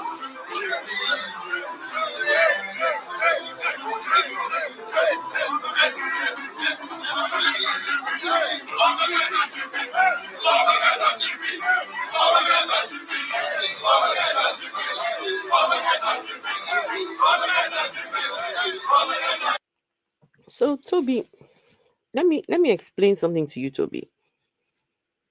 This is counterproductive.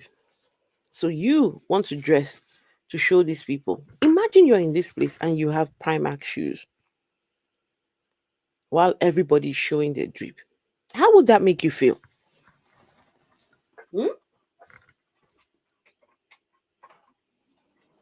No, seriously, how would that make you feel? Knowing that you can't go forward and go and show your Primani.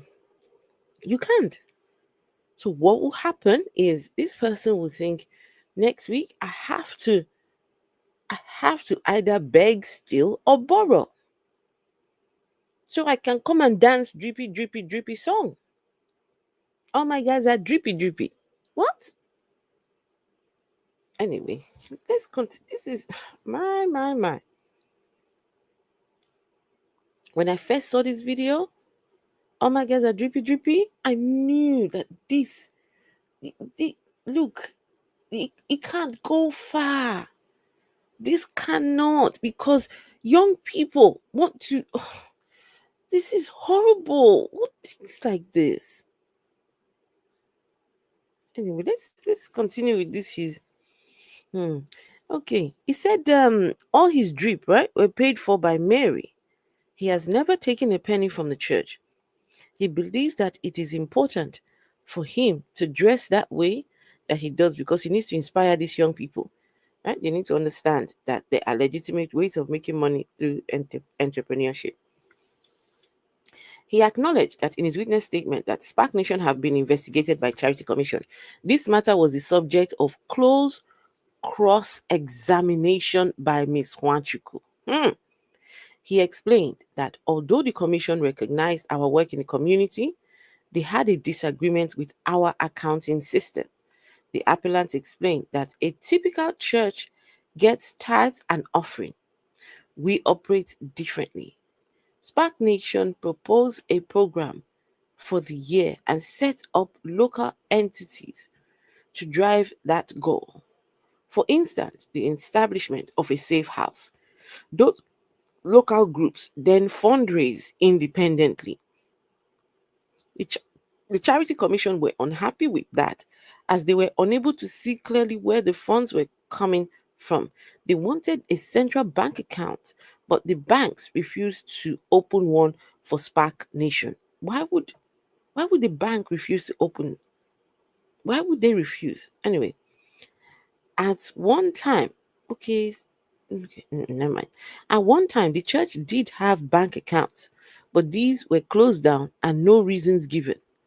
When church leaders subsequently tried to open accounts in the church name, they were repeatedly turned down. They had a huge public argument with Barclays because of this.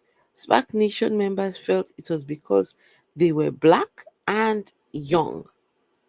In her cross-examination on the 20th of August 2024, Ms. Wachiku put it to the appellant that the Spark Nation had been closed down as a result of investigations by the Charity Commission and others. We were directed to an article published on the BBC website in June 2022, in which it was reported that the organization had been declared insolvent.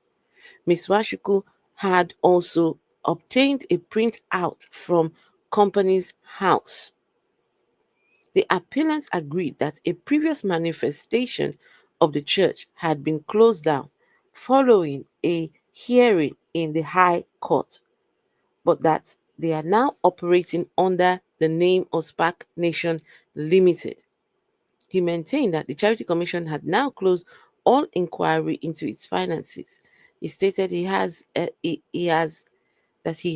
letter to this effect, and that a thorough check of the correspondence will reveal no finding of wrongdoing, as we note in the introduction to this decision. In fact, no such letter appeared in the appellant's bundle.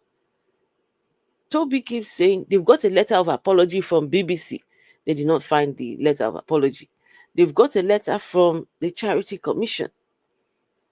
There is no such letter. Come on. Huh? He stated that he had a letter to this effect, and a thorough check of the correspondence revealed that there was no letter. Oh, we reveal no finding of wrongdoing. As we note in the introduction, no, hold on, where am I? The Church Commission. Okay, the only correspondence we could find was an email from the Charity Commission dated the 20th of October 2019, stating that no further action would be taken in respect of a Spark pastor standing for political office, and an accusation that Spark members had campaigned on her behalf. Given that this was an issue which arose in cross-examination, we gave the appellant permission to provide a copy of this letter after the hearing. The letter is dated 12th of June 2024 and is addressed to the appellant's brother, Reverend Damilola Adegboyega. It states that the commission is in the concluding stages of its statutory inquiry into Spark Nation and serves as a covering letter to the confidential draft of the final report. It invites Damilola Adegboyega to read and comment on the report, which should he wish to do so. The report itself was published on the 22nd of August, and it does not mention the appellant personally. Its central findings are as follows. So this is what the Charity Commission, this is their conclusion. Charity concluded that there were serious misconduct and or mismanagement in the administration of the charity, which was sustained over a substantial period of time. The trustees failed to act with reasonable care and skill, including while the statutory inquiry was open. While the inquiry was open, these people were still doing nonsense. Let me continue. The trustees repeatedly failed to address the commission's regulatory concerns, in particular in relation to its operating in cash. The charity's safeguarding practices were inadequate. For example, there was a lack of trustee oversight and reporting, which placed the charity's beneficiaries at risk. The charity did investigate the one safeguarding complaints that it received directly and attempted unsuccessfully to engage with those making allegations in the media. Can you imagine? However, particularly given the nature of the concerns raised in the media, the trustees should have considered if they could do more to strengthen the charity's safeguarding practices and appliance with its policies and procedures. The way in which the charity operated was highly unusual and placed its charitable assets, including its reputation, at considerable risk. The charity's financial record keeping was inadequate, including for payments that could have posed a reputational risk to the charity. The trustees failed to discharge their trustee duties under charity law, and the director under and their director duties under company law, which resulted in the insolvency service applying for a petition for a public interest winding up, which was granted. The charity had been mismanaged to such an extent that another regulator had to take steps to wind it up. Can you imagine? For the respondents, we were provided with 2 additional articles about Spark Nation. The BBC and Independent both reported in June 2022 that various former members of the church had alleged financial exploitation and fraud. Accusations taken up by Steve Reed in Parliament, my goodness, but that the Metropolitan Police had dropped the investigation. The Insolvency Service had found no accounting records which could support the church's claim. The church's claimed 1.87 million in expenditure.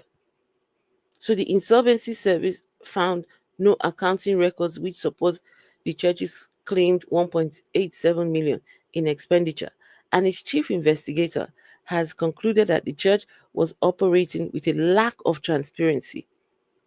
This has resulted in an order in the High Court closing the church down and a declaration of insolvency. Our findings, right? So this is the findings of the judge and the basically the respondents. We remind ourselves of our task. Pursuant to the decision of Upper Tribunal Judge Allen, we are first asked to evaluate the appellant's contribution to life in the UK and to determine to what extent, if any, that contribution reduces the weight to be attached to the public interest in refusing him leave to remain on Article 8 grounds. In undertaking that assessment, we must be guided by the operative law as set by Lane J. Intaka. We remind ourselves that we must be satisfied that the contribution is very significant, and in practice, this is likely to arise only where the matter is one over which there can be no real disagreement. One touchstone for determining this is to ask whether the removal of the appellant could lead to an irreplaceable loss to the community of the United Kingdom or to a significant element of it. Once we have established the extent of the contribution made by the appellant, we must then conduct an overall evaluation of the appellant's family and private life in the UK and balance this against the public interest in refusing leave to someone who is unable to meet the requirements of the immigration rules. It should be noted that for legal and operational reasons, the organization with which the appellant is involved has had several names and incarnations. They keep changing their names, several names and incarnations. Herein, we simply use the umbrella term Spark Nation because we are satisfied that for the purpose of this appeal, any legal distinction are not relevant. The Secretary of State accepts much of what the appellant has to say.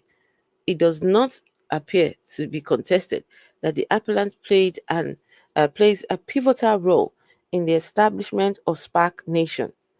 It is accepted that he is regarded as senior pastor in the church and that he has been involved in its charity activities and work in the community in London. Those agreed matters are our starting point. Is everybody still with me? Are you guys still with me? Yes, Afro, because the guy's name is not on any documentation. Right.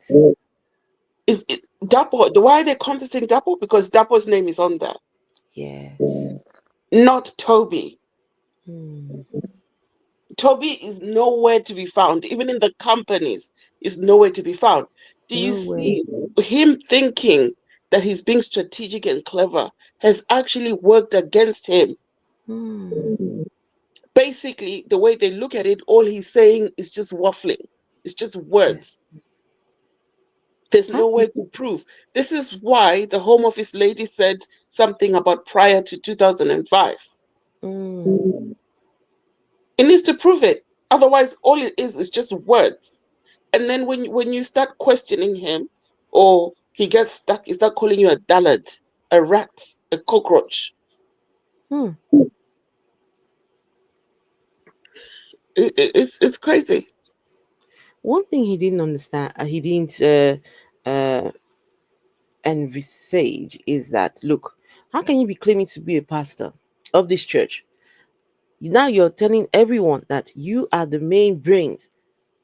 But then when they go and look, your name is not on anything. How does that make sense? How? How does that make sense?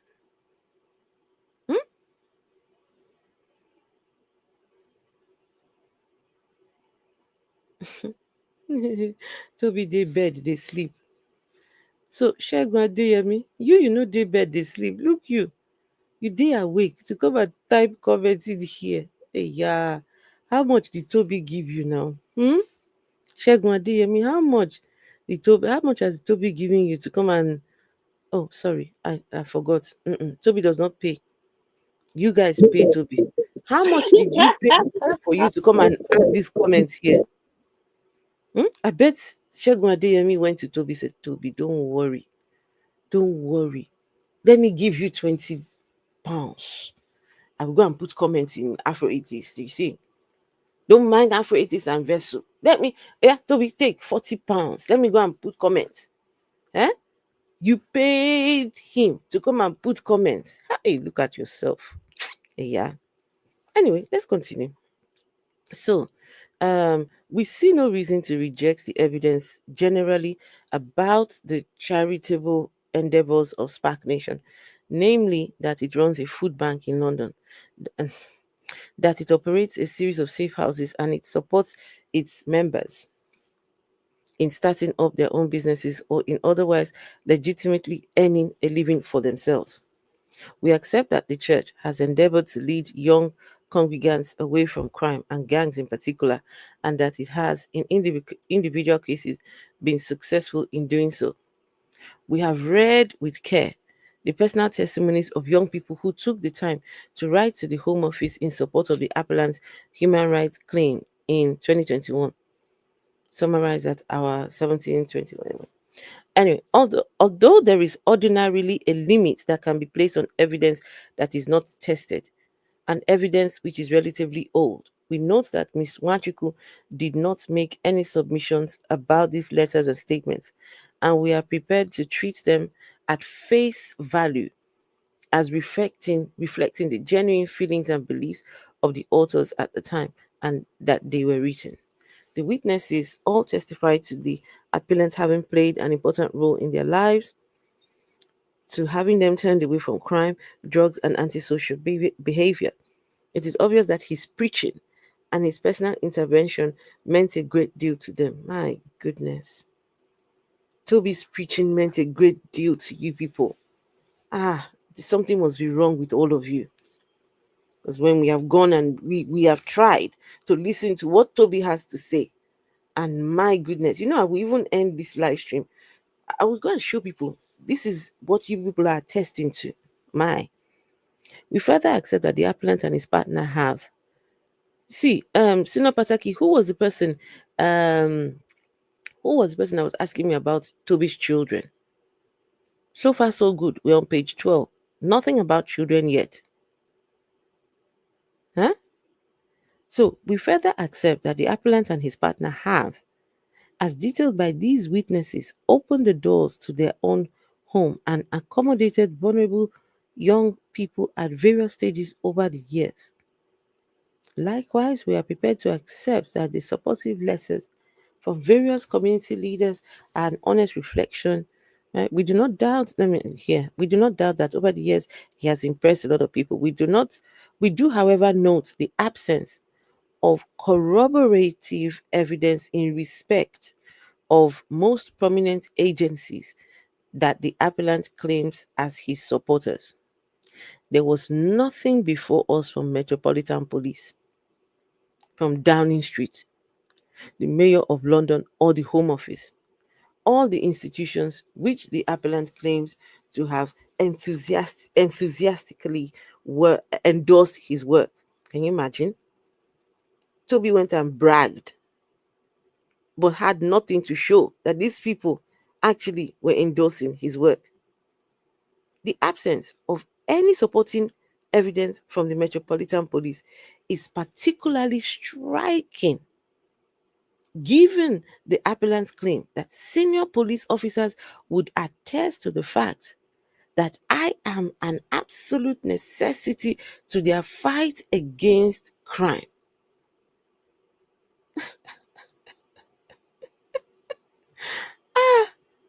So these court people were expecting a letter from the police. Anyway, no such attestation was before us, and it is in that context that we evaluate what was the central plank of appellant's case, that he personally has been instrumental in preventing gang warfare and knife crime in the capital.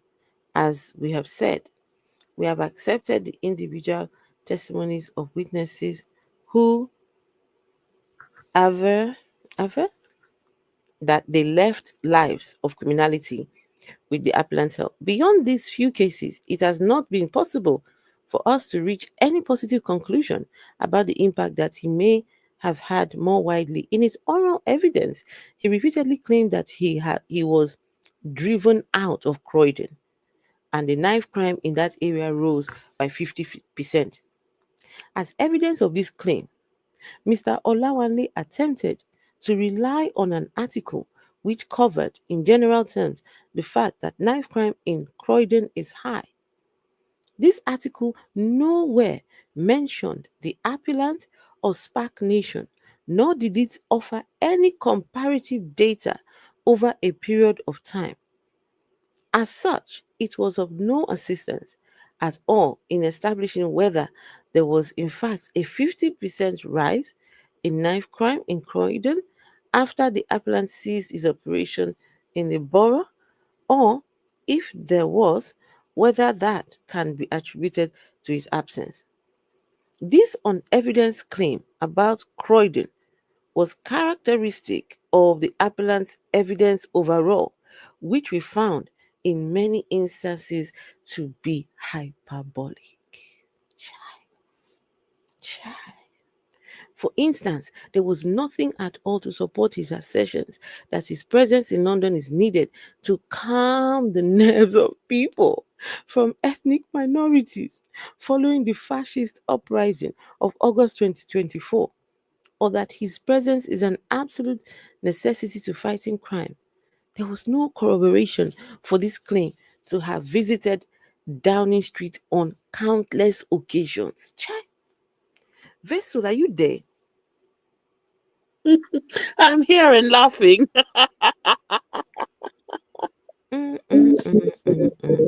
I love how they're picking at everything he has said. They're picking at everything and responding. They're picking at it, checking it. Is it true? Is it not true? Oh, I love their responses. I love their responses. Let's continue. See, there was no corroboration for his claim to have visited Downing Street on countless occasions. These are examples of the areas of the appellant's evidence which we are satisfied that he sought to grossly inflate his influence. Let me read that again.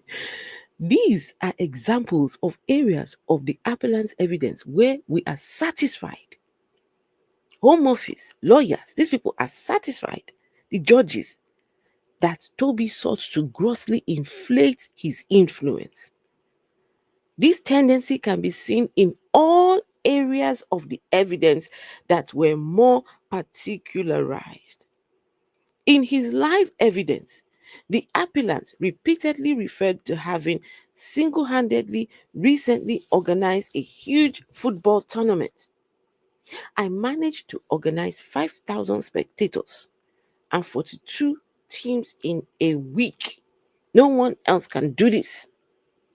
We were told that the appellant had launched a STEM think tank for students from ethnic minorities at Imperial College. These statements were no doubt intended to convey an impression of the wide reach of the appellant's activities and, crucially, to his personal involvement in their organization. In fact, as he later acknowledged, the football tournament had taken many weeks of legwork, and the STEM project was actually organized by students who had simply invited him to speak at their opening event. When we asked him to describe an average day, the appellant told us that he schedules 6 church events per day, 7 days a week. These can be all over London. He visits as many as 20 congregants per week in their homes and is called upon to spend between 3 to 4 hours talking on a one-to-one basis to a troubled young person. He also told us about the time that he spent supervising and helping some of the many businesses, many business ventures or CIC set up by Spark Nation, and to organizing food bank, really. Even allowing for his admission that sometimes this packed itinerary causes him to run late. We find it to be implausible that he has time to undertake all this work personally. We consider it far more likely that his work is distributed amongst the many pastors, congregants, and supporters of Spark Nation. Now, this is where it gets good. Drawing all of this together, we accept that whatever else it is, Spark Nation is a large and well-organized group which has obviously delivered a range of benefits to its congregants, supporters, and more widely to young people from marginalized communities. We are satisfied that the appellant has played a role in that. We are, however, unable to accept his assertions that his presence is vital for the continuation of this work. The evidence before us indicates that Spark Nation delivers or supports a wide range of community initiatives like George Moore, who are wholly satisfied that this work will continue regardless of whether the appellant is playing a part in it. Presumably, the people who contribute financially do not do so for the benefit of the appellant. They give because they want to support the work. Similarly, the people who are out on the streets of London delivering food parcels are doing so because they wish to help those in need in their community, not because they are in a thrall to the appellant. As he himself would have it, this is a church, not a cult. We are not satisfied that the good work that Spark Nation undertakes generally would collapse or even significantly suffer should the appellants be required to leave the UK.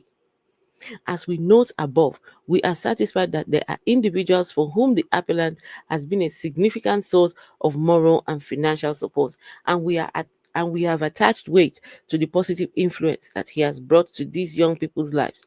We are, however, unable to accept that he is the only person in the church who could effect such interventions, or that the support he has offered to these individuals amounts to a very significant contribution of the sort Lane J has in mind in Dakar.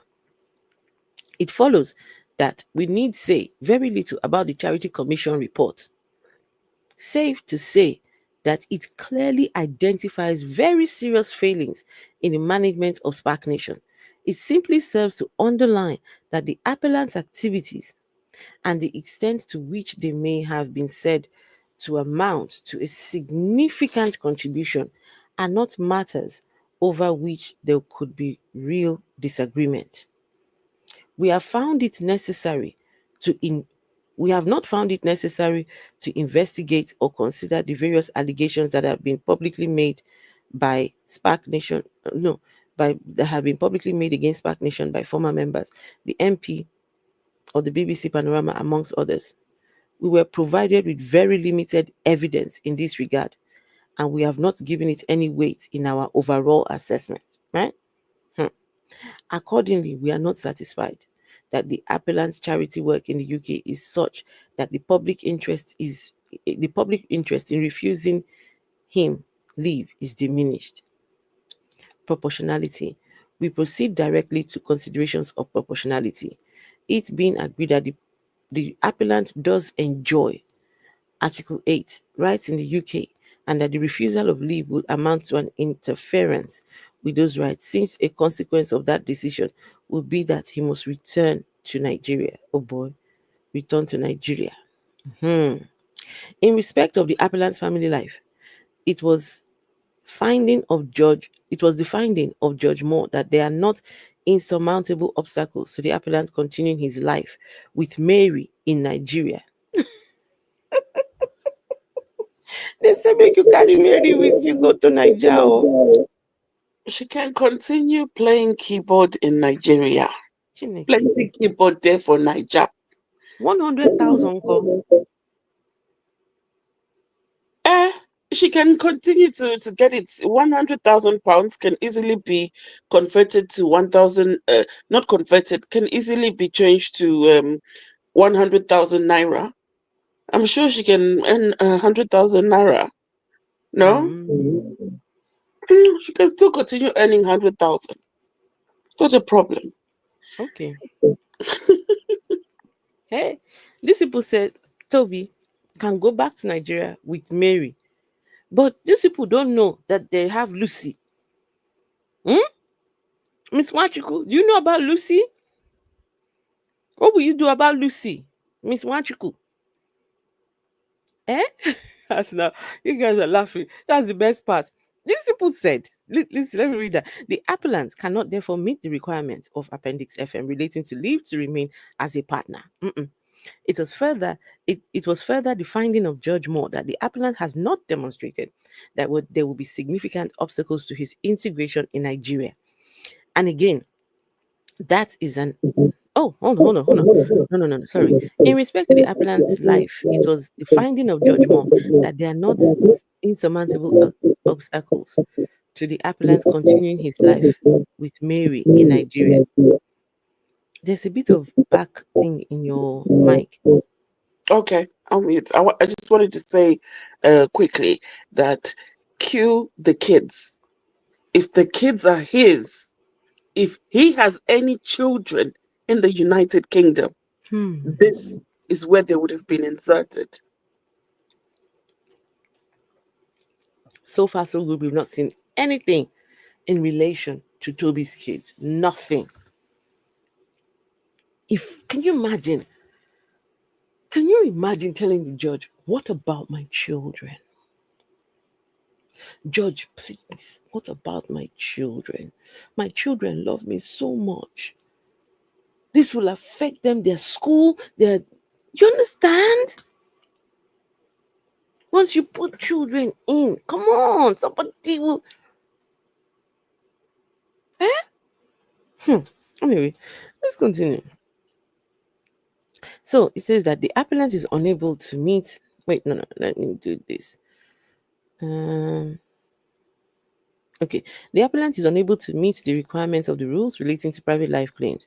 The maintenance of effective immigration controls is in the maintenance of effective immigration controls is in the public interest, and this failure to meet the requirements of the rules is therefore a matter which weighs against the appellant's 117B Nationality, Immigration and Asylum Act 2002 applied. Section 117B states that it is in the public interest, and in particular in the interest of the economic well-being of the United Kingdom, that persons who seek to enter or remain in the United Kingdom are able to speak English. Because persons who can speak English are less of a burden on taxpayers and better able to integrate into society, we are satisfied that the appellant speaks fluent English. Really? Really? Did you hear him say, when they go hop, we are going, what was it? When they go hop, we are hopping down. What was it he said? Anyway, it says, so this is not a matter that can be weighed.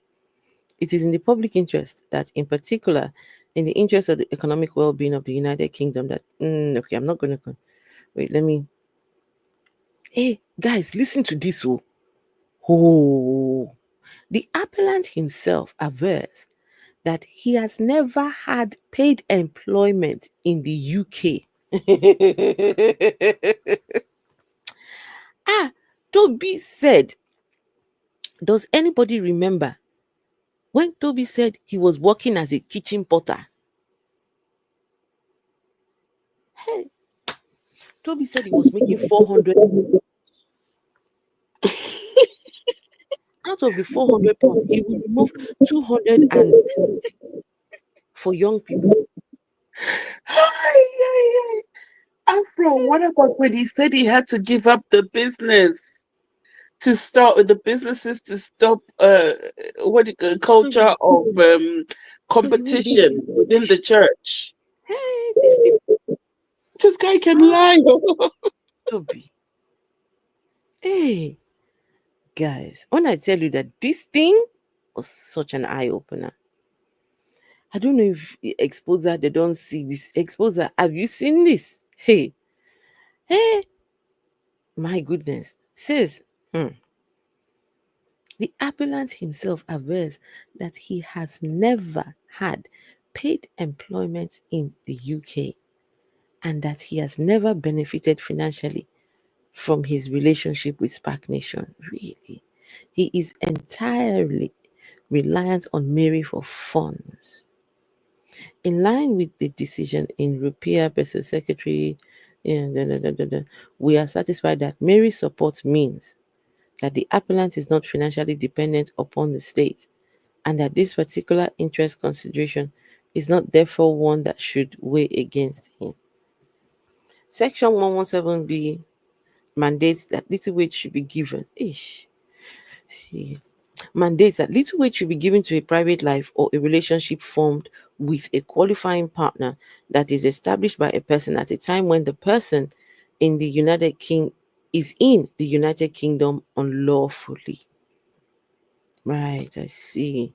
It is not an issue that the appellant has been in the UK unlawfully for almost the entire period of his residence.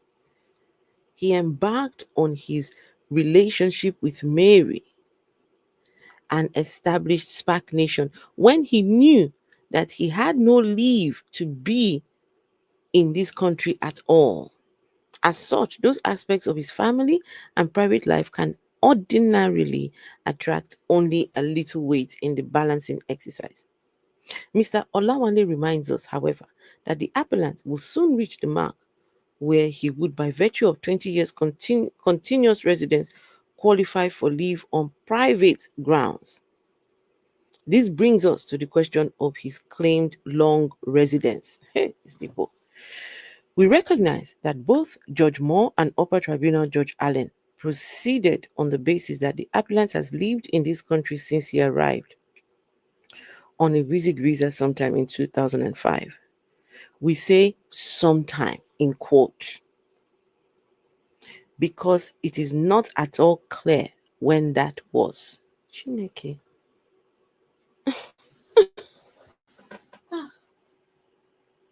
Vessel. These people say, hey, he said he arrived on a visitor's visa in 2005, and we say sometime because it is not clear when that was. The appellant himself is unable to give consistent evidence about his date of arrival. Yes, big question mark, Afro. Big question mark, because surely his passport would have been stamped in. And if they're saying that, maybe they checked the landing, what do they call them? Landing cards or something? What do they call them? And maybe his name is not even showing up there. Wouldn't he have a ticket? Yeah, but it's not showing up. So maybe he came in on a different name, a name that wasn't his. Why is it that there's no record? Why don't they know when he came in? A visa is issued, a person buys a ticket, they board a plane, you fill in a landing card, right? You're given a boarding pass before you board the plane. Before you land, you're given a landing card. All this information is available. If you came through Heathrow, Heathrow will have the information. Yes. Why are you saying there's no record? Wait, hold on. Let's do this. Let me read the next thing. So the appellant himself is unable to give consistent evidence about his date of arrival. In his statement dated on the 20th of August 2024, he states that he arrived on the 24th of January 2005. But we note that in his application form, he states it to have been on the 30th of May 2005. So 2 dates, 24th and 30th. The Home Office record is that he entered in June of that year, 3 dates. In his statement dated the 20th of August, he states he arrived on the 24th of January. But we note that in his application form, he states it to have been the 30th of May. The Home Office record is that he entered in June of that year. 3 separate dates for one person. Can you see the confusion? There are, however, no reasoned findings on that claimed long residence in either of the tribunal decisions that precede this one. There is before us no evidence at all of the appellant's presence in the UK prior to 2015.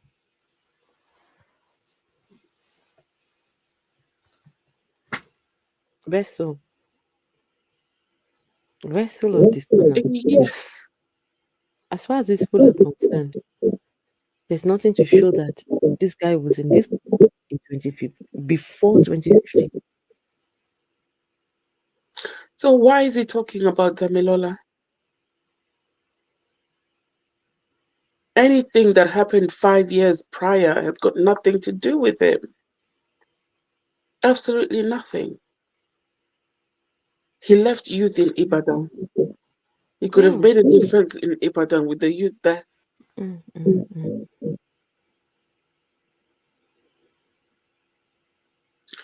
This guy is evil.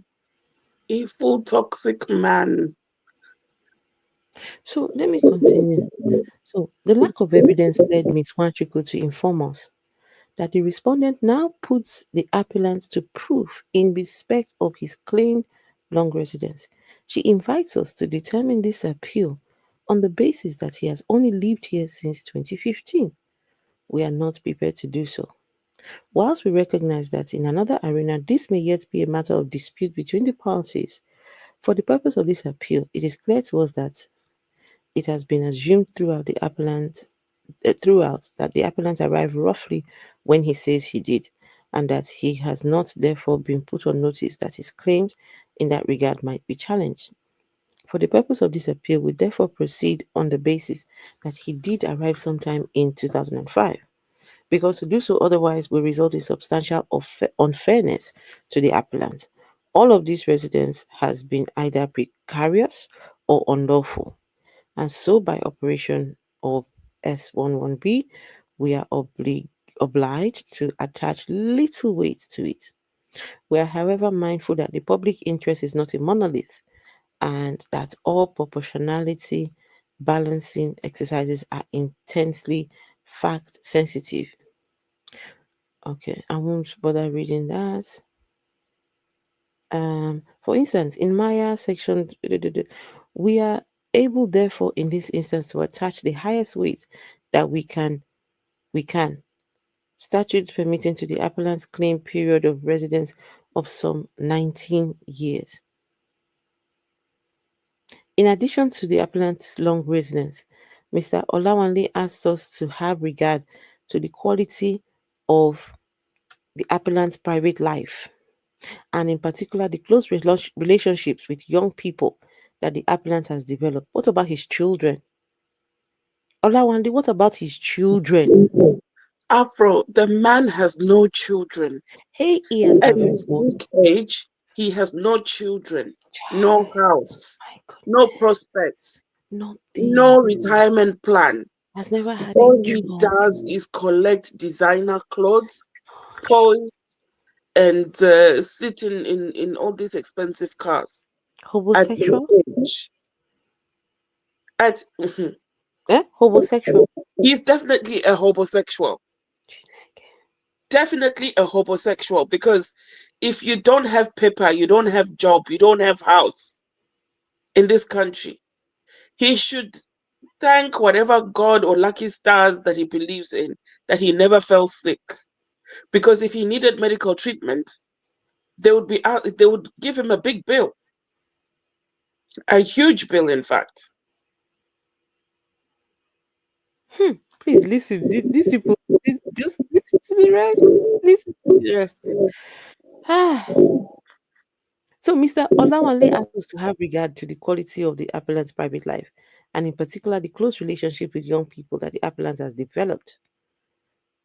The children are still missing as at this stage.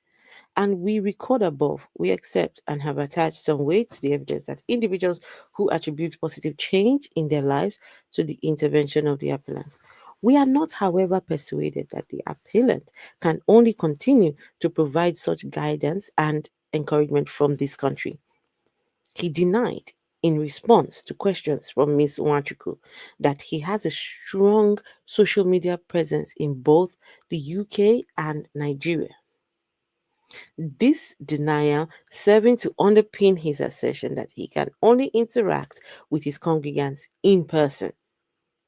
He went on, however, to flatly contradict his own evidence on this matter when seeking to assure us that Spark Nation is entirely open. At this stage in his evidence, the appellant asserted that, in fact, all services are broadcast live on 3-4 major public social media platforms: Facebook, Instagram, Twitter, Periscope, etc. And that by his calculations, over 10 million people have viewed content about Spark Nation across all media. We are satisfied that the appellant would be able to preach and to interact with congregants online if necessary. The Home Office says, Tobi, go to Niger and preach online to your UK followers. He should have told them that there's no consistent electricity.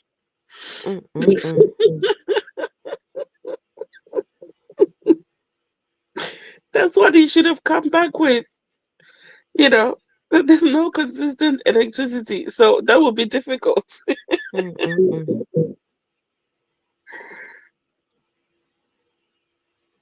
See, let me jump a little bit.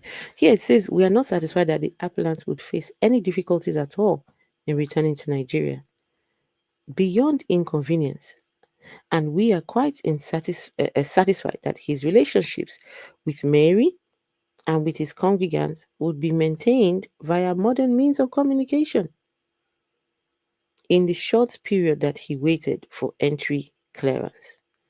Oh, they want him to go back and reapply?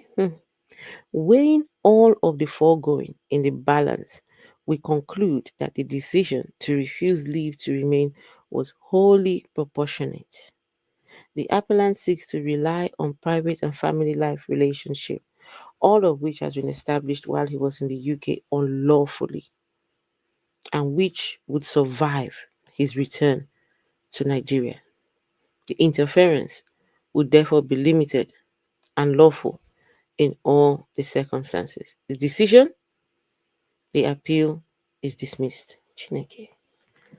There is no order for anonymity. Wow.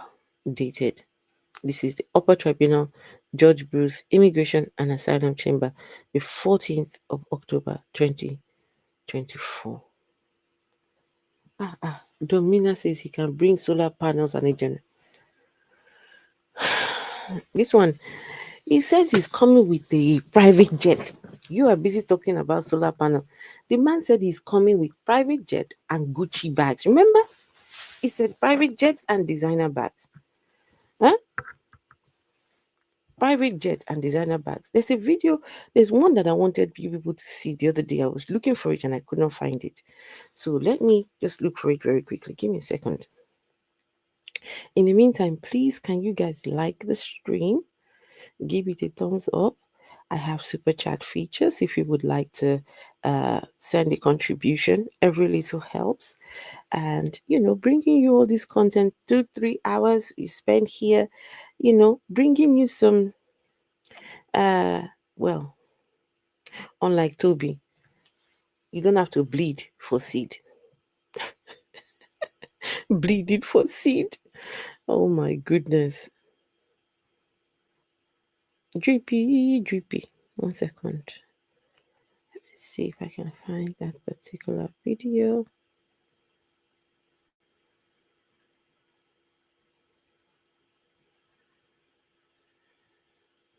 Just give me a minute. Okay.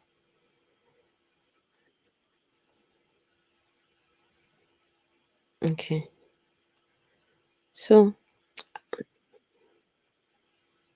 remember when the news just dropped and Toby and his whole group were busy panicking, right? Him and one of his people, they sat there and they were saying this. All right, let's see. Please, guys, go and watch. This is a video I did earlier on. Tobi Adegboyega, the UK's worst cult leader. Okay, so let's hear him. Toby becomes a pastor. According to him, he started to preach at the age of 8. If not born charity, well, you are all in this country. They are all institutions, hundreds of year old institutions. If they have got us fine, they should talk now. That's what we're pointing them for. And all the little people on the internet wanting to talk. Do you know your parents got here? don't hurt on yourself, man. So let's leave that, man. But we're talking money and real life stories here. If I live in Paris, I'll live like a king. Don't. We're not children here. We're not children. We're not kids. We're not beggars. But what matters is the dignity, the honor of the seed you all sowed, the fight you all fought, all the takeovers you all put hands together to do. We sometimes borrow money for these things. We fought for it. Defend the honor of that thing. Don't stop talking. If you really believe you sweat for the money you gave, that's the honor we're defending. Not immigration. What is immigration? Tell anybody talking. As you see PT, so BBC said I arrived in Lamborghini, top Mercedes. Does that guy look like someone that cannot live somewhere else? Why must we be always no lives? Can live anywhere else. So those who are talking, talk back to them. Tell them PT is not a low life. It's not a person going to work doing 4 jobs. That's our parent. It is the honor of us coming out of low social economic background. That's what they are fighting, not immigration. They're just looking for any excuse. but we're fighting is they just want to make us feel like what we're doing to the world is not this and that. Anybody that they born well, that did panorama should come out again and talk and see what law letter they get. Since we all want to, we didn't sue in the first place. They say, why did you not sue? Because I know them. They are young black people. They live in their parents' house. By the time they get letters, they'll start crying. They are like our kids. But since liars want to be liars, we'll cuckoo scatter everything. So if you see me on a live program, I'm going to come on with that freeze in a minute because it's been a debate. I want you to bombard the place. And I want you to understand that most people that will be watching, they are low life, hungry Nigerians. And you must let them feel so. You must type and reply them and make it pure war tonight. Because that's the only line. First, are you hearing that? That they are low life, ugly Nigerians. This is the dog whistling in this is he's telling his people, go and tell the people, go and it's a dog whistling. Low life, ugly Nigerians. My goodness. People, they live in their parents' house. By the time they get letters, they'll start crying. They are like our kids. But since liars want to be liars, we'll cuckoo scatter everything. So if you see me on a live program, I'm going to come on with that freeze in a minute because it's been a debate. I want you to bombard the place. And I want you to understand that most people that will be watching, they are low life, hungry Nigerians. And you must let them feel so. You must type and reply them and make it pure war tonight. Because that's the only language they all understand. Appointed himself as a preacher who has leveraged charisma and materialism to draw people into his orbit, to draw young.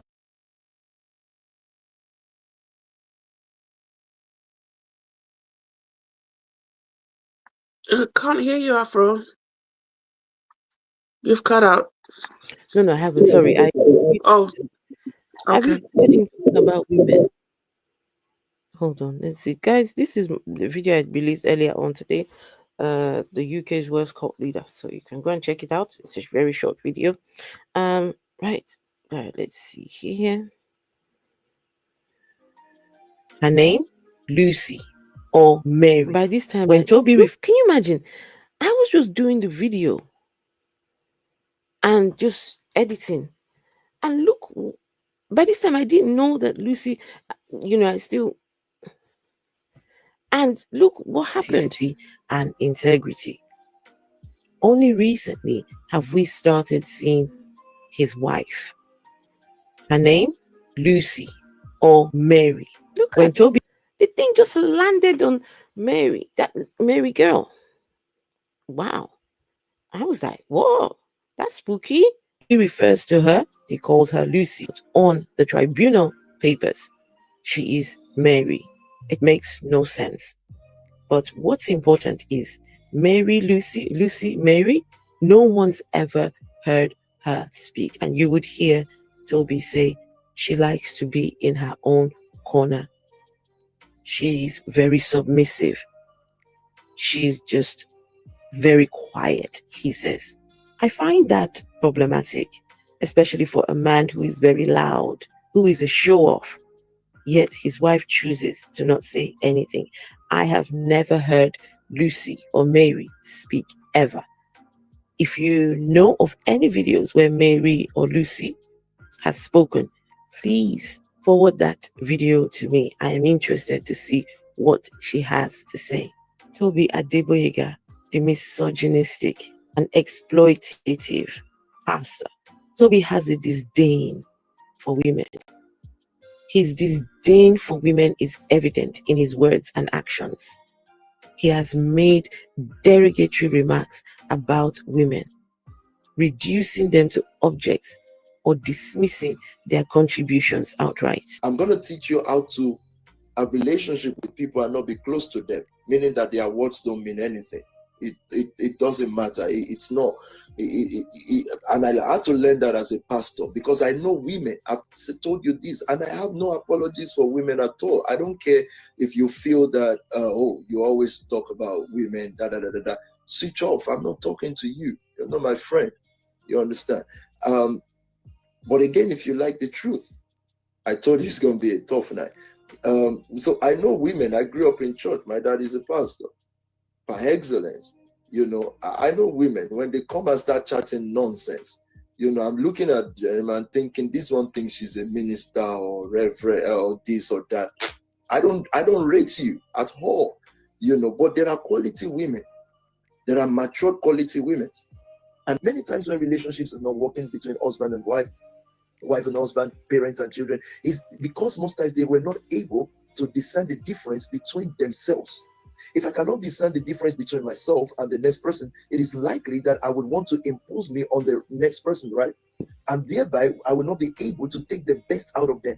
A woman in a marriage, they're not able to, when the marriage is not working, they're not able to perceive or discern difference in moments. I'll tell you what that means. There are moments that you don't say something to your husband, right?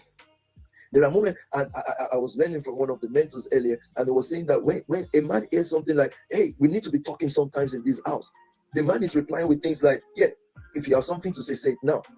She has not understood moments. That one moment in the life of a person can change the life of a person either negative or positively. It can change everything. So in case you're struggling with that, someone say, well, what does that mean? Can I not just talk to my husband when I like? No, you can't. Wool up, nigga. Wool up, wool up, wool up. Just wool up. Resu, did you hear this guy? Waffling as usual.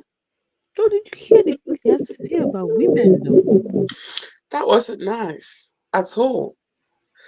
He makes women. The way he said it's as if women are brainless. This guy. Terrible. So Miriam Mola and Nikki, they are the mature quality women Toby rates. Can you imagine? Says he doesn't rate you. Women, Toby doesn't rate you. He doesn't rate you. Not just this guy. He's terrible. So how is he now going to handle these young people in his establishment? How is he going to do that? How? How is he going to do that? Just give me a minute. Let's see.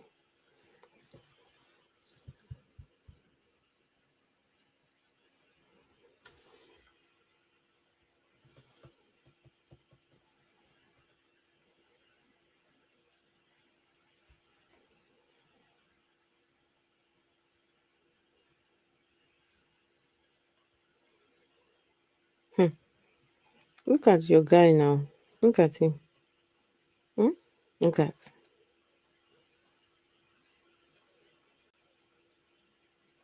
Look at your man's. Man's not hot. Man's not hot. Look at Pastor. Pastor. Look at him. Pastor. Right? Let's see. I need to find Vessel have on photo. Where's he's saying that? See what they did. They started showing all these people to come and give speeches because of the deportation thing. See, Toby with his handbag. Vessel?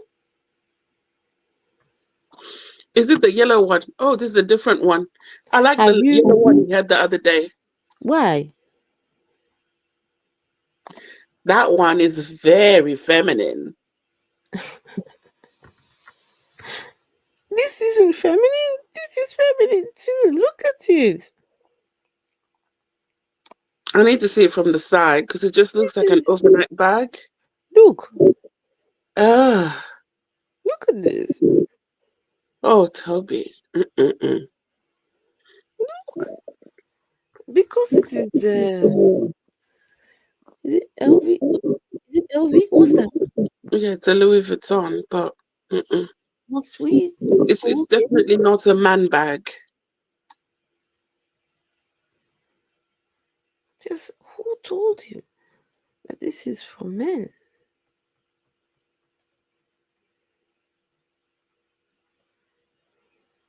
Can you imagine? This uncle, look at Toby. Look at him and his designer bag.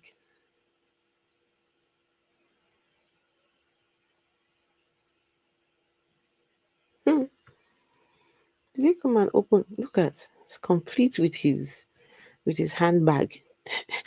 Arsenal 14 saying I Miss Toby. Miss Toby.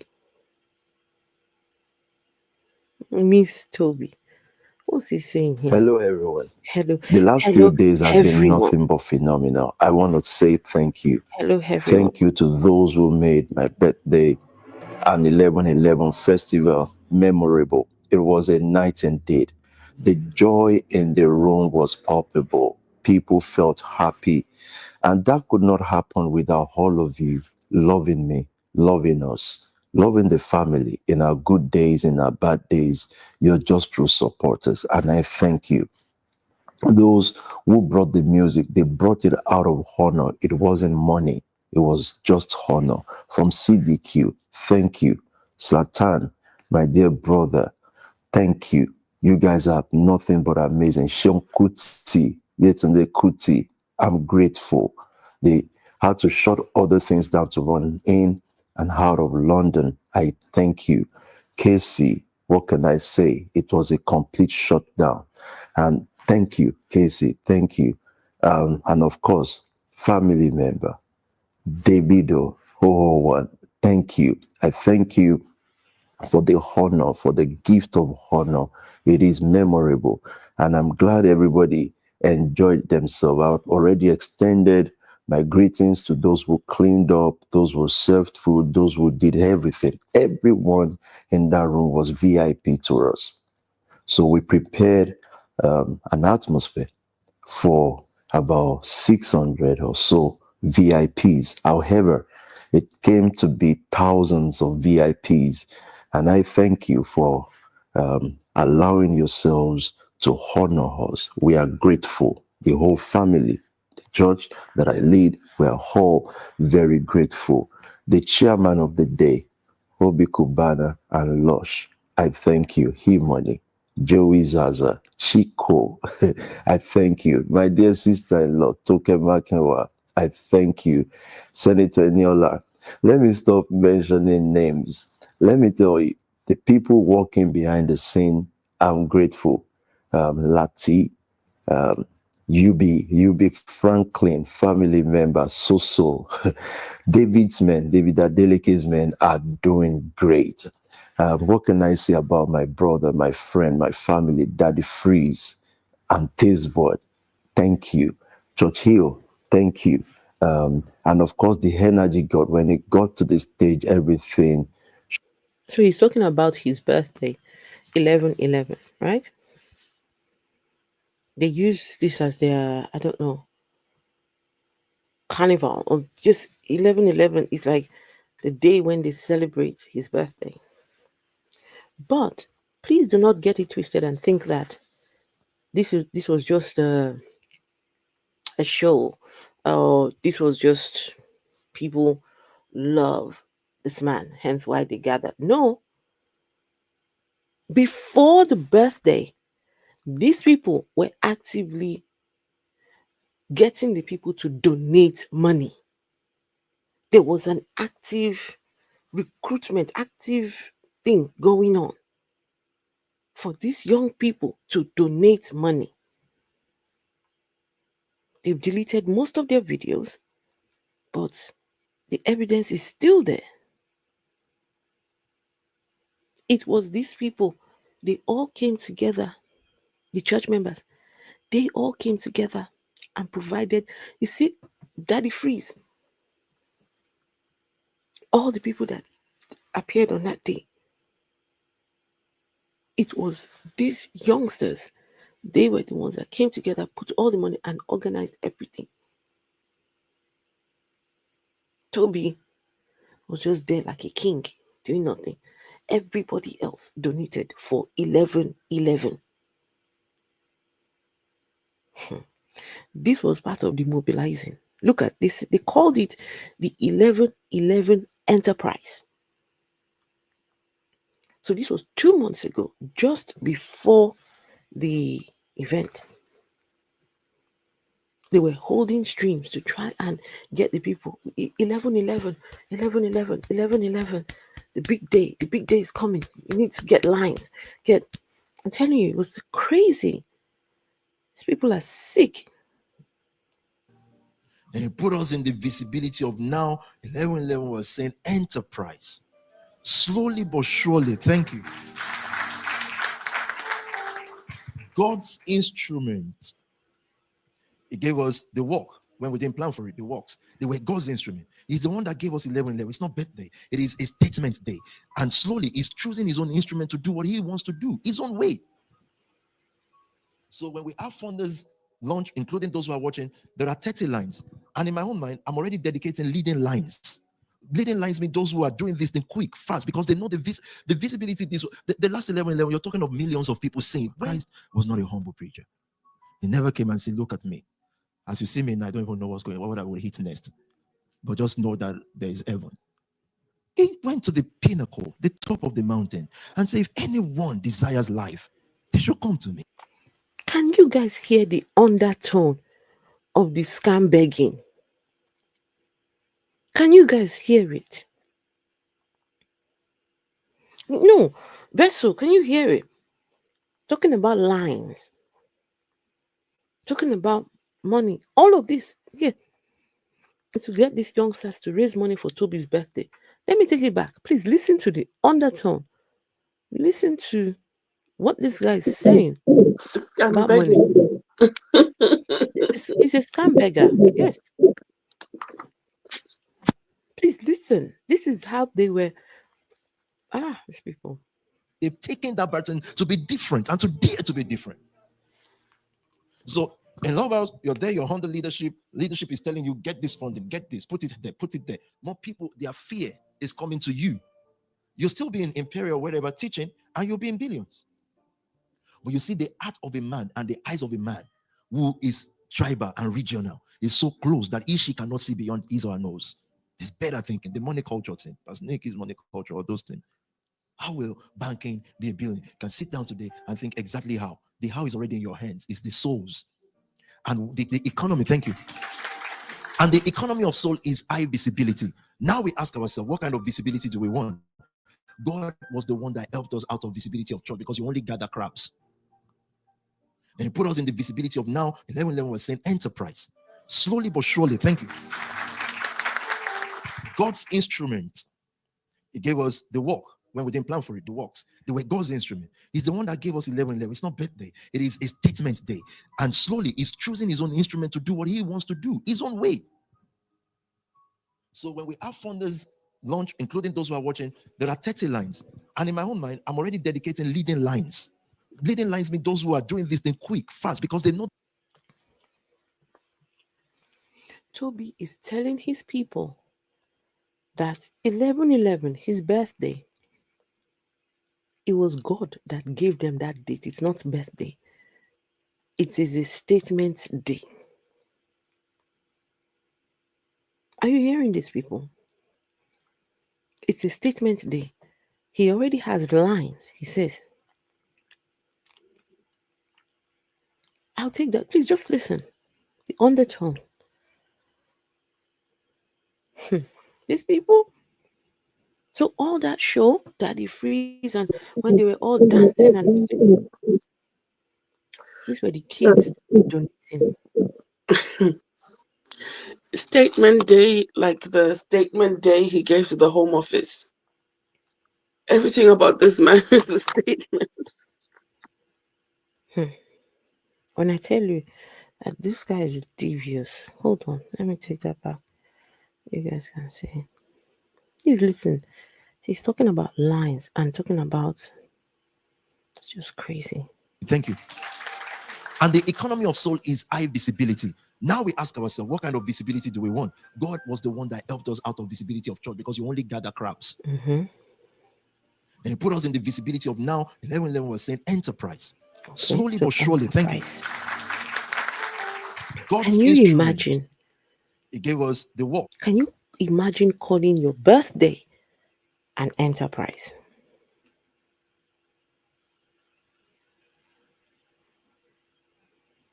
Paul George, thank you. Can you imagine calling your own birthday enterprise? No, listen, he said it's an enterprise.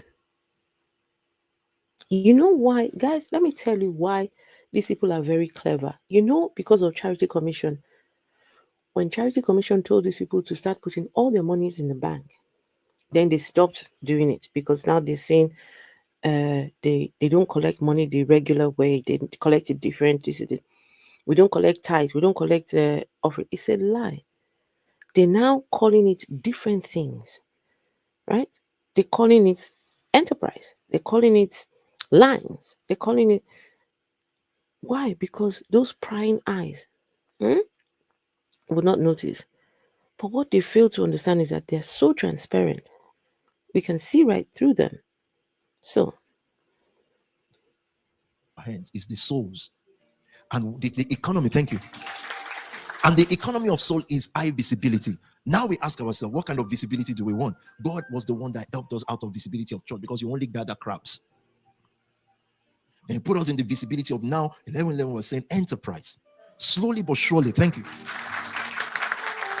God's instrument.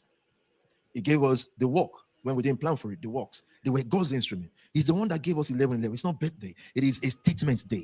And slowly he's choosing his own instrument to do what he wants to do, his own way. So when we have funders launch, including those who are watching, there are 30 lines. And in my own mind, I'm already dedicating leading lines. Leading lines mean those who are doing this thing quick, fast, because they know the visibility. The last 11, you're talking of millions of people saying Christ was not a humble preacher. He never came and said, look at me. As you see me now, I don't even know what's going on, what I would hit next. But just know that there is heaven. Can you imagine? He went to the pinnacle, the top of the mountain, and said, if anyone desires life, they should come to me. Come to me, all you who are something that I forgot it. Remind me, Obi, please. Thirsty, heavy laden. He doesn't But even thirsty know is what his you say. Bible Thirsty again. it is. I thought he's been preaching since he was 8. I thought he's been a preacher since he was 8 years old. How does he not know the verse?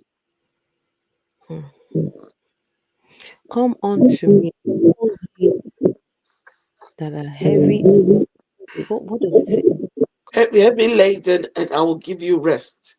Heavy laden. Toby didn't even remember. Toby is thinking about money. Money. Come unto me, all ye that will bring me money, for I shall give you 11 party. Right now, Toby is thinking about doing party. Huh? Toby wants to do party. Look at this guy. Guys, we will get into this yesterday. The rush for these people to get money for Toby's party. Anything you see in this church, anything. Look, if Toby wears a suit tomorrow and tells you Gucci, if you don't look at the tag and look at it and make sure it is, just doubt everything that comes. That party that they were celebrating, hey, Toby, hey, kidding. Young people were the ones paying for. Look at the people paying. This thing really upsets me. But just a few more minutes of this and we'll be ended for tonight. My goodness, this guy. The basic verses, yes. The pastor was someone to remind. It's only money that is in his head. Only money in that blockhead. Money. All right, Toby, tell us about 11:11. See, Dabi, whatever. What is the guild? The guild are people saying we are the number one. And if they look it, if they say it does not matter if it's 10 years, you cannot have a humble professor billionaire. It's not going to work. Humble doctors. And we need them though. Everything that we are involved in, we've always just. Toby says you cannot have humble doctors or humble. What was the other profession? You can't be in those professions and be rich. See, this guy is saying you have to be crooked to be rich. Doctor and all that's not going to do you anything. This guy. And if you listen to his preaching, it just makes no sense. The incoherent nonsense. 1 minute we're talking about lines. We're talking about enterprise. Now we're talking about doctors and just what the fuck? This guy.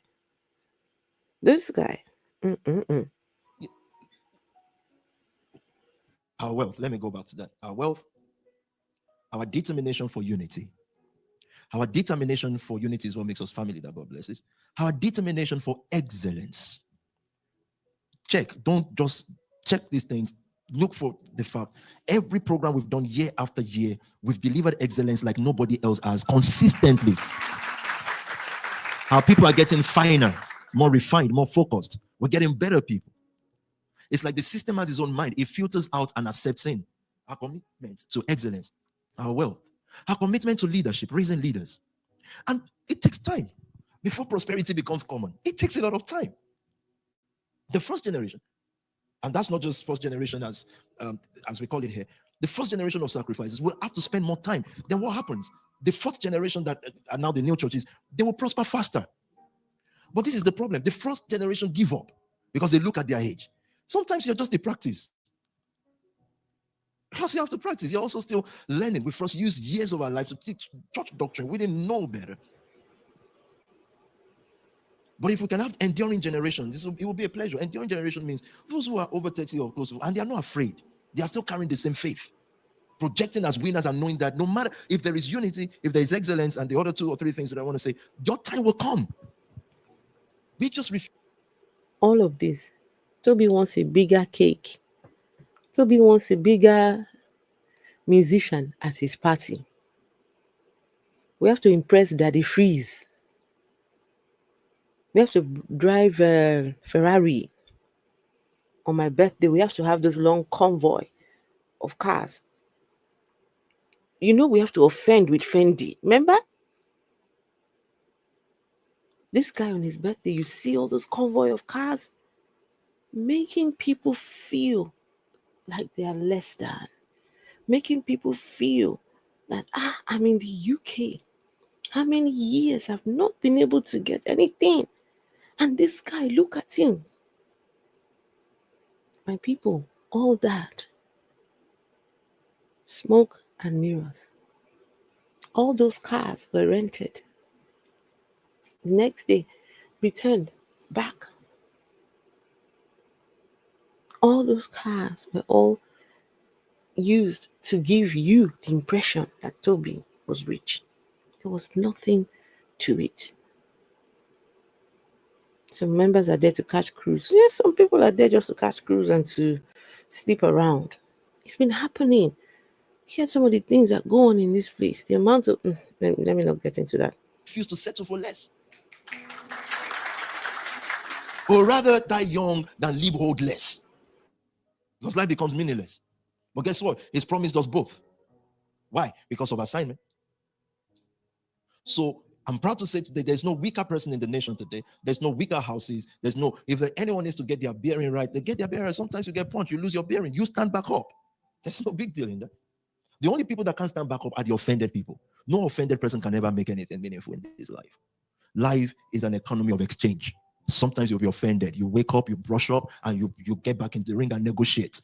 It is a weakness that carries offense around. So say something. After how many years? Negotiate money deals. Stop this nonsense. But that's not my issue today. Our commitment to giving. We are givers. There's no matter who loves or loathes us in the world. When you hear PT or you hear Spark Nation, there are two things that cannot be. You cannot shun philanthropy and leadership. You can't, no matter what you want to say, you will end it with saying, you can say they are scammers, they are devils, Satan was with them. The last time I went to the church, I saw Satan just shaking everybody. But one thing is that, they raise leaders and they give up. Meaning that's the end. Thank you. Yes, it's a cult. Yeah. But one thing, they are givers. Thank you. It's okay. You can't have it all. But we will have it all. I promise you that. We'll have the best education movement. We'll have the best student body. We'll have the best scientists. We'll have the best innovators. We'll have the best law in the city. We'll have the best engineers. We'll have the best entrepreneurs. We'll have the best beauty movement. We'll have the best barbing salon. Everything. Best security movement. Have the best. Because you all have paid so much price to turn back. It is imbecilic to turn from your sacrifice. It means you never did. It's imbecilic. Like you're farming something. You're in You're too much farming, you're debt. farming, you're sowing. Sometimes you reap bountifully, sometimes it's zero. Then you leave the farm. Guys, Then you go start another farm. Yeah, I think it's imbecilic. guys, please, I have some. Just, I feel so downhearted for these people here listening to this. If you understand what is going on here, what this guy is saying, he's telling these people to continue to stay, irrespective of what they've heard. You've heard it's a cult, okay, but at least two things: we raise leadership, and what was the other one that we give? But Tobi, it is not your money to give. It was never your money to give. It was the people's money. What's Tobi talking about? All of this because Tobi wants a birthday? Tobi wants to have the Tobi show on his birthday. Have all the Nigerian artists. Next year, 11/11, people go and gather again. Go and do it again. Daddy Freeze, you're going to come from Nigeria with your wife and child. Daddy Freeze, use that as opportunity. Oh yeah, carry the whole family. Come for 11/11. These are the people that were crying blood, sweat, and tears for you guys to come and party. Shame on all of you. Basically. It's a madness. A person must be possessed by an evil spirit to think that. Must be possessed. Scripture says, he who lays his hands on the plow and turns back. Sometimes the plow is difficult. Sometimes the farm land is hard. Sometimes the rainy season makes it look like you've lost all your crops. Sometimes there is pestilence. Sometimes the sun is too hard and scorching and it kills some of the products, but you keep farming. There's a shift. It's no longer what we used to do. It's what we need to be. Let me just say this tonight because that's what I've heard and I'm convinced. The world will marvel. They would say about us, what kind of people are this?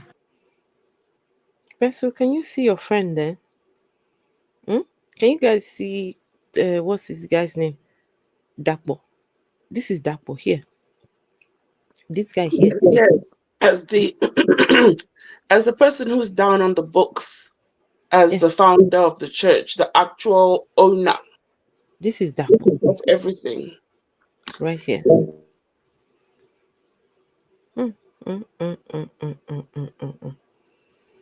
That's Dapo right there. This is just terrible. These people, a bunch of thieves.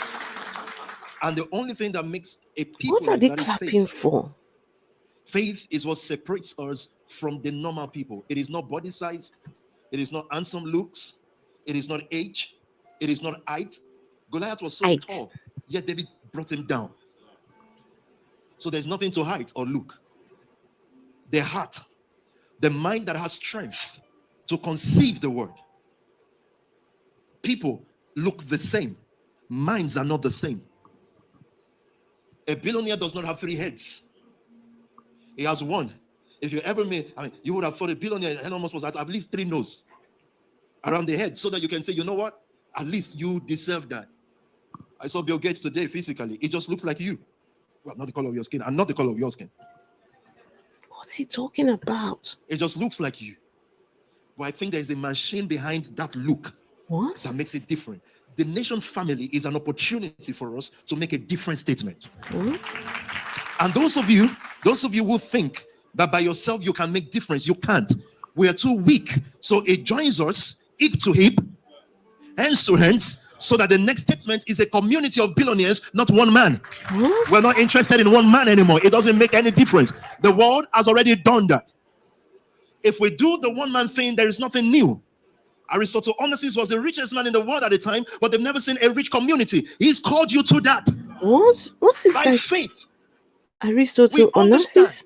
that the world, and thank God he did not say the heavens, that the world was framed by the word. So everything we see from which men come temporarily and become billionaires, they come. So the world is richer than any man. So if we die without getting the maximum out of it, what happened to us? We have no faith. What? So men come from generation to generation, from time to time, and they take the best they can. But guess what? When they finish taking it, they leave it here. For us, I'm going to go back to amplify what Pastor Tobi taught tonight. For us, we don't leave it here. We generationalize it. What? What? So what is the production factory of billionaires, of greatness? Things that are not visible. So those who are still walking by what is visible, we will not create a new world. What is invisible is in what? Words. Guys, this So is if a what person some loses people faith in go the and word, listen you already to. know their life is taught. It does not matter how much they think they are making. One takes W to the next place, the invisible. Because the visible was not what created the magazine. It was the invisible. So if anyone is watching tonight, if anyone is hungry tonight, and you want to create, go back to the invisible. It's speaking to your mind. If the visible is louder. If you are hungry tonight, go to the invincible. What? You'll be a nobody in this world. If the invisible is louder, if what is not seen runs your life, you will be great. Because there is power in what is not seen. You see, there is loudness in what is seen. What is seen is loud. Those of us from the invincible, as they are fading, we're getting stronger. Nation family, we are stronger this year than last. Go to the invincible. If what is invincible stays strong, what is visible will soon run out of time. What? By faith. If what is invincible stay strong, what is visible runs out of time. What's the actual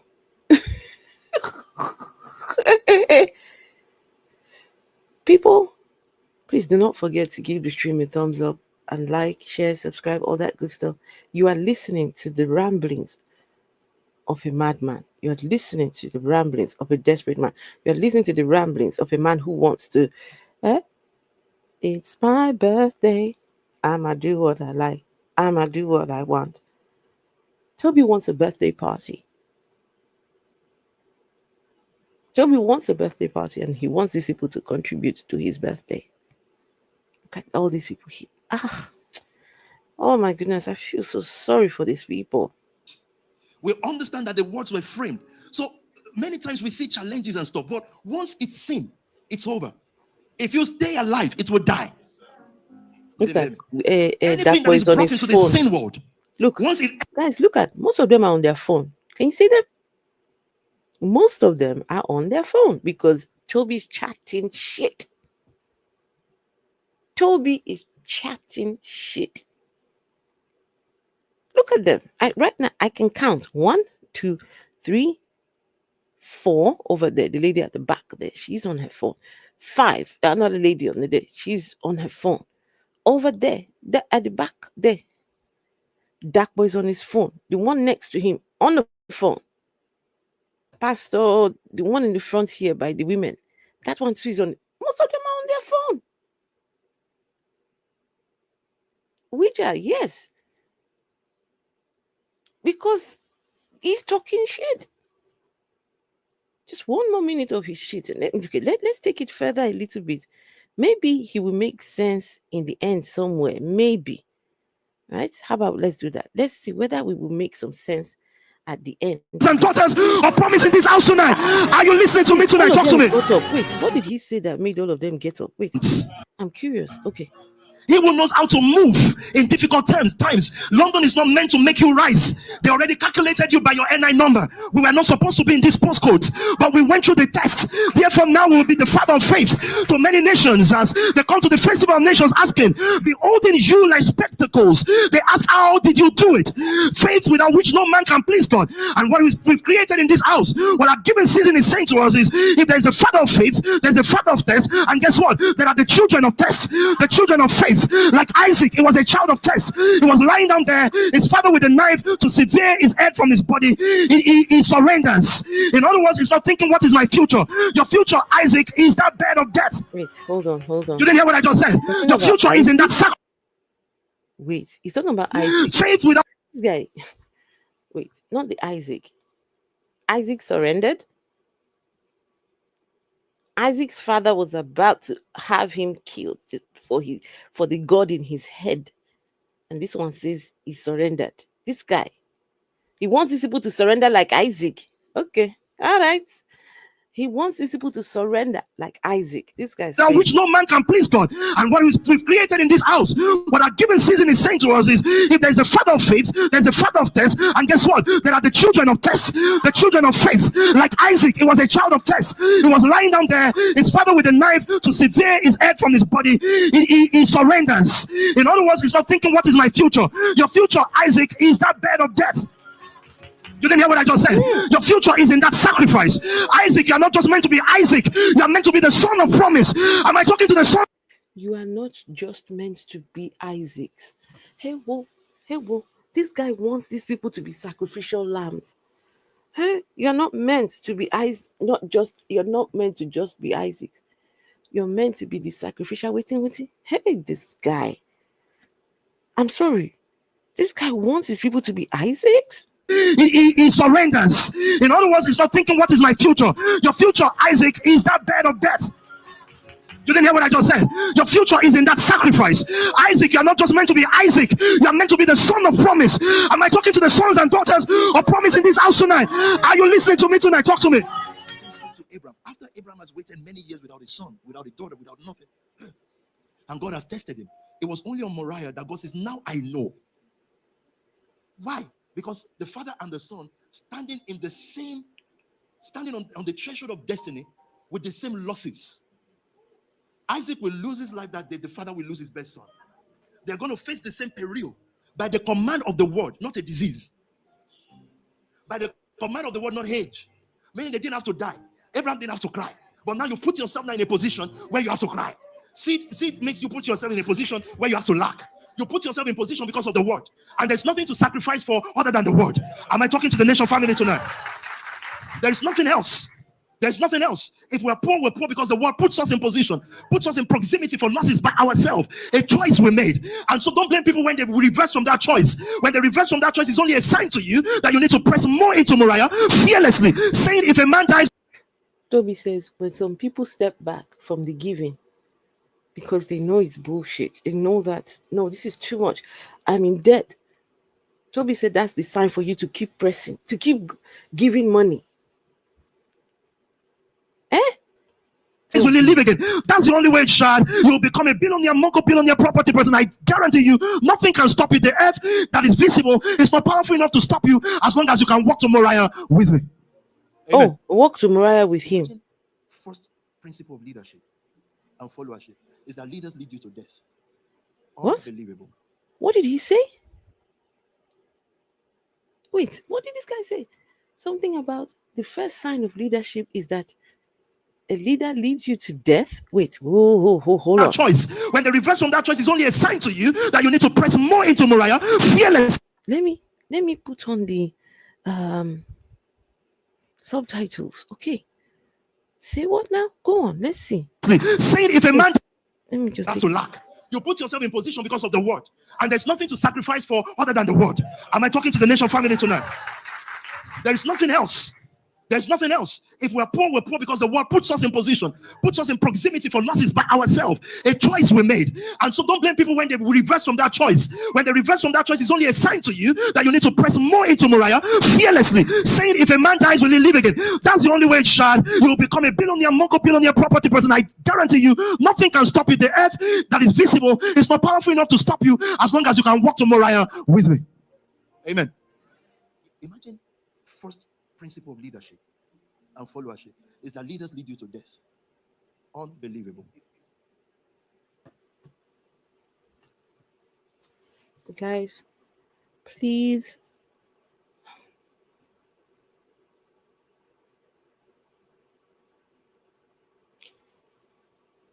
Okay.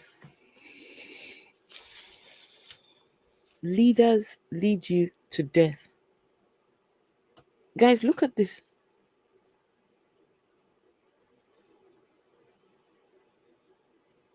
Look at this. Leaders lead you to death. And he said a cult operates in secret. Yeah. Leaders lead you to death. This is Jim Jones, so this guy. Guys, leaders lead you to death. People. I'm sorry, I'm emphasizing this because make of that what you will. Please make of that what you will. Any leader that is leading you to death, run away. Where are they leading you to? They're leading you to your own death.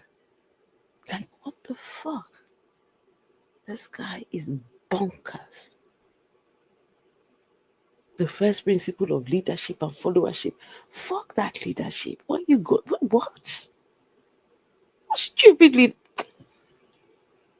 Huh? Guys, take this guy. Man. In the case of David's men, he led them to war front, meaning they can die. It was in battle that they were made valiant. They became strong in battle according to Hebrews 11. It was there that they became valiant. It is in the battle for money that you will become billionaires. It is in the battle for money that you will become billionaires. Okay. My God. I hope these people know that not everybody that goes to battle makes it out, right? I hope these people know that some people die in the battle and never make it. In your battle of money, I hope you know that you may not become this billionaire. These people. Abraham did not hand over wealth to his son. He handed over obedience. I love that Hebrews 11. In battle, they were made valiant. When we're fighting for money, you become valiant. Question tonight. Can we subdue United Kingdom? Really? What is going to be our instrument? Color of our skin? Faith. It's free. We can get.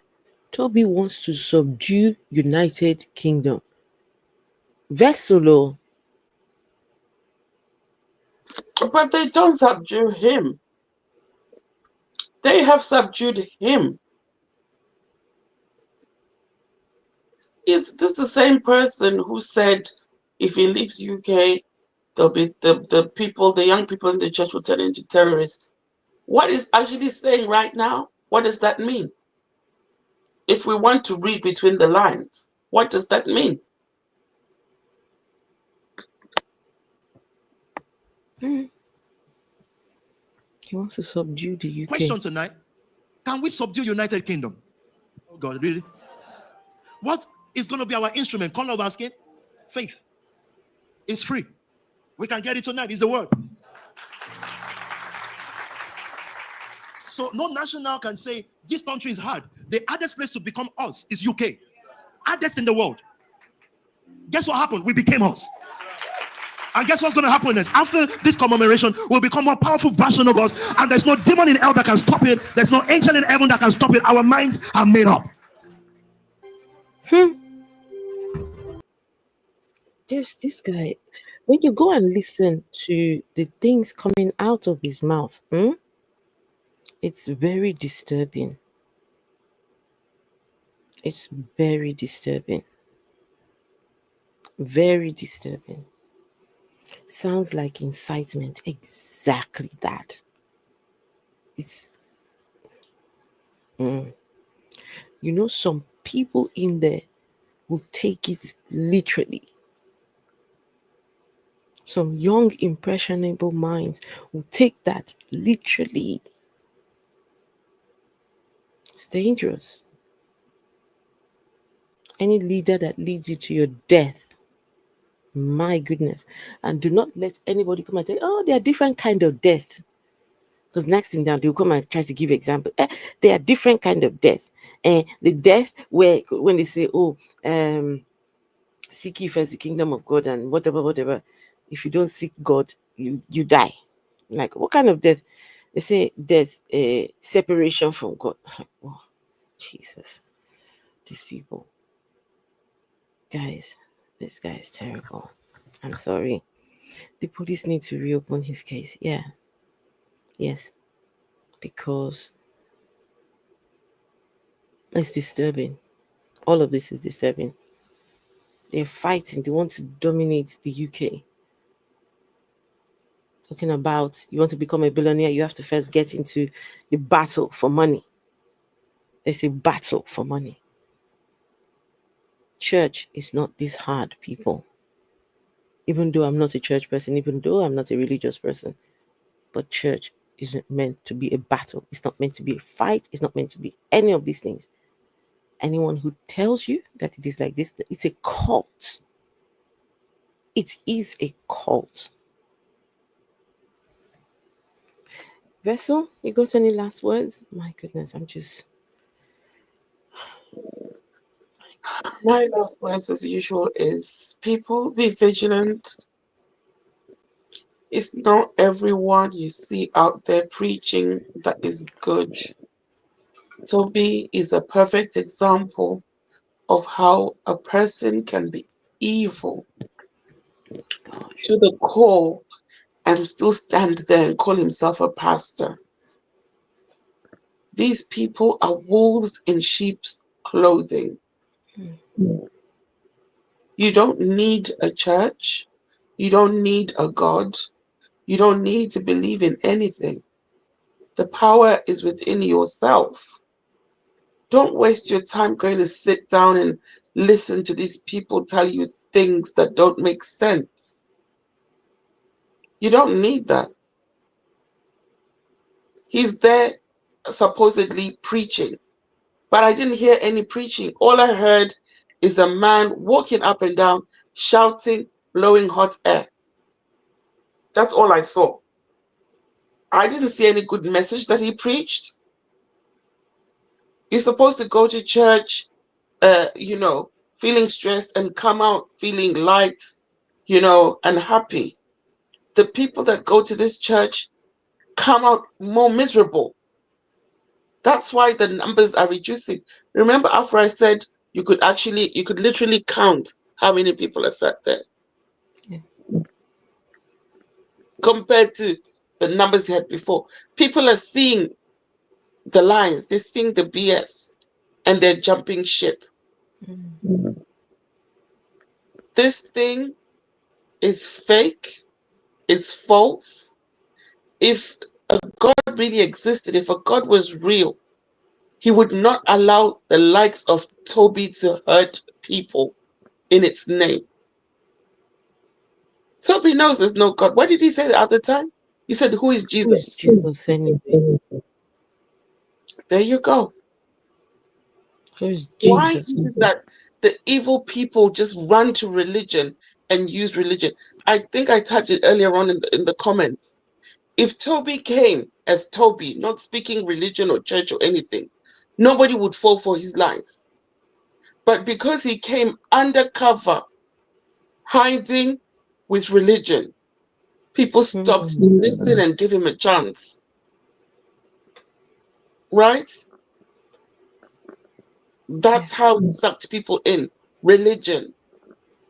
Religion is a tool used to enslave, coerce, endanger people's lives. We don't need it. We really don't. Be careful out there, guys. Be careful about these people, especially when it seems too good to be true.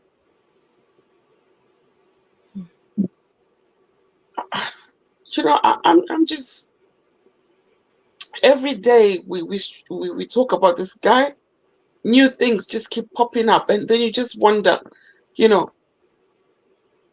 Toby is the gift that keeps on giving. Sit down, listen to what he's actually saying. It doesn't make sense. It really doesn't. All his shenanigans, everything he's been up to, he's not remorseful. He feels like he is the victim. He feels like he is the one that is being wronged. That is not normal. It's not. And now he continues the rhetoric,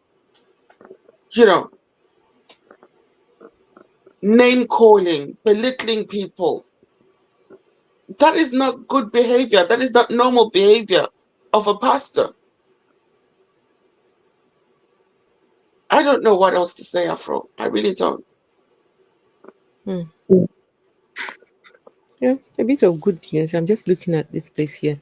The BBC, they're under pressure to end the what do you call it? TV license fee, to remove they're under pressure to reform, replace, or to remove the TV license fee. Why? Say 500,000 households have cancelled their TV license fee. And the viewers now are turning away from channels, from terrestrial channels in favor of subscriptions like Netflix, Disney, Prime Video, and Apple TV. So, and which means hopefully soon, no more TV license.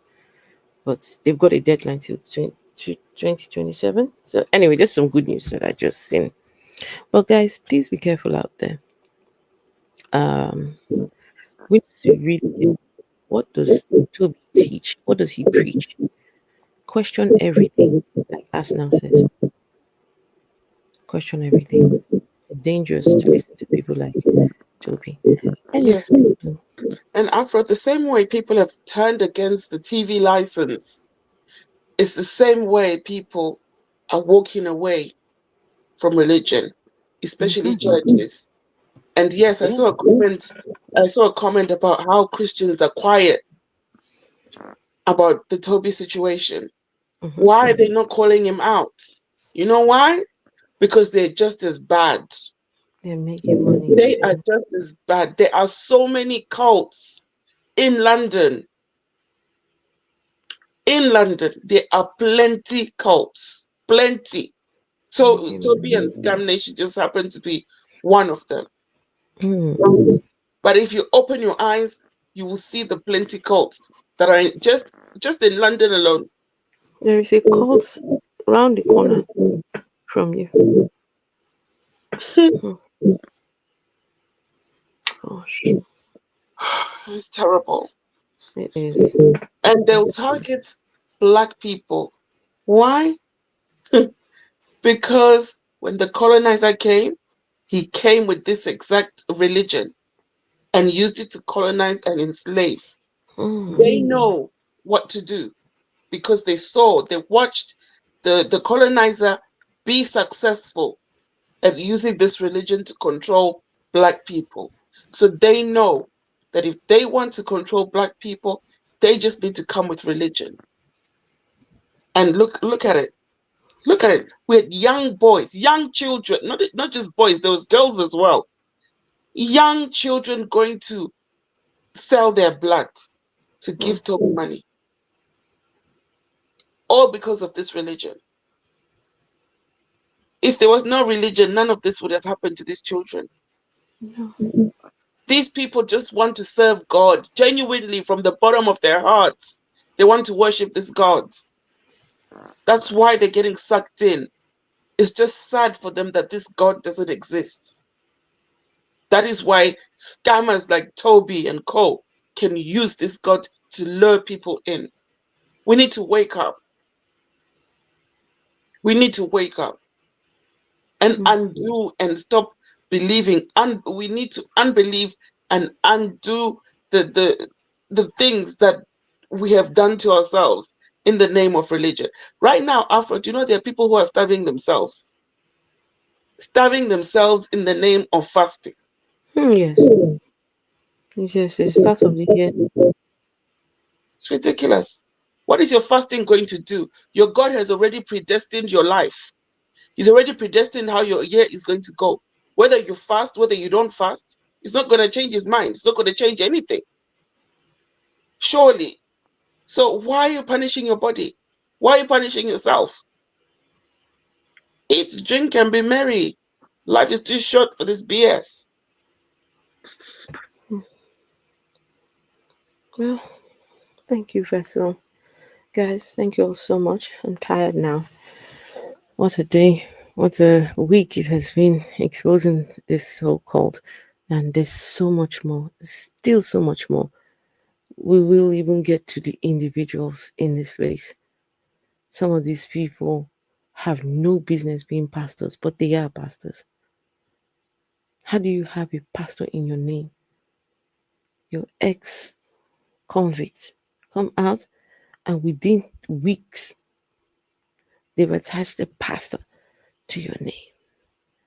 This is one church where there are so many pastors. So many pastor, this, pastor, and all of them young people. But Afro, how are you an ex-convict if you continue committing crime? Okay. That Mariam Mola, she's not an she's continuing to defraud people. She's not an ex anything. She's not an ex-criminal or former criminal or whatever. She is still a criminal. She's still doing what she's doing. Only difference is that now she's doing it for Tobi and the God. That's the only difference. Wow. Anyway, Vessel, thank you so much. Everyone, thank you so much. I'll see you all tomorrow. Okay, people, be good. Good night, everyone. Thank you. Be careful who you're listening to, okay, folks? Good night.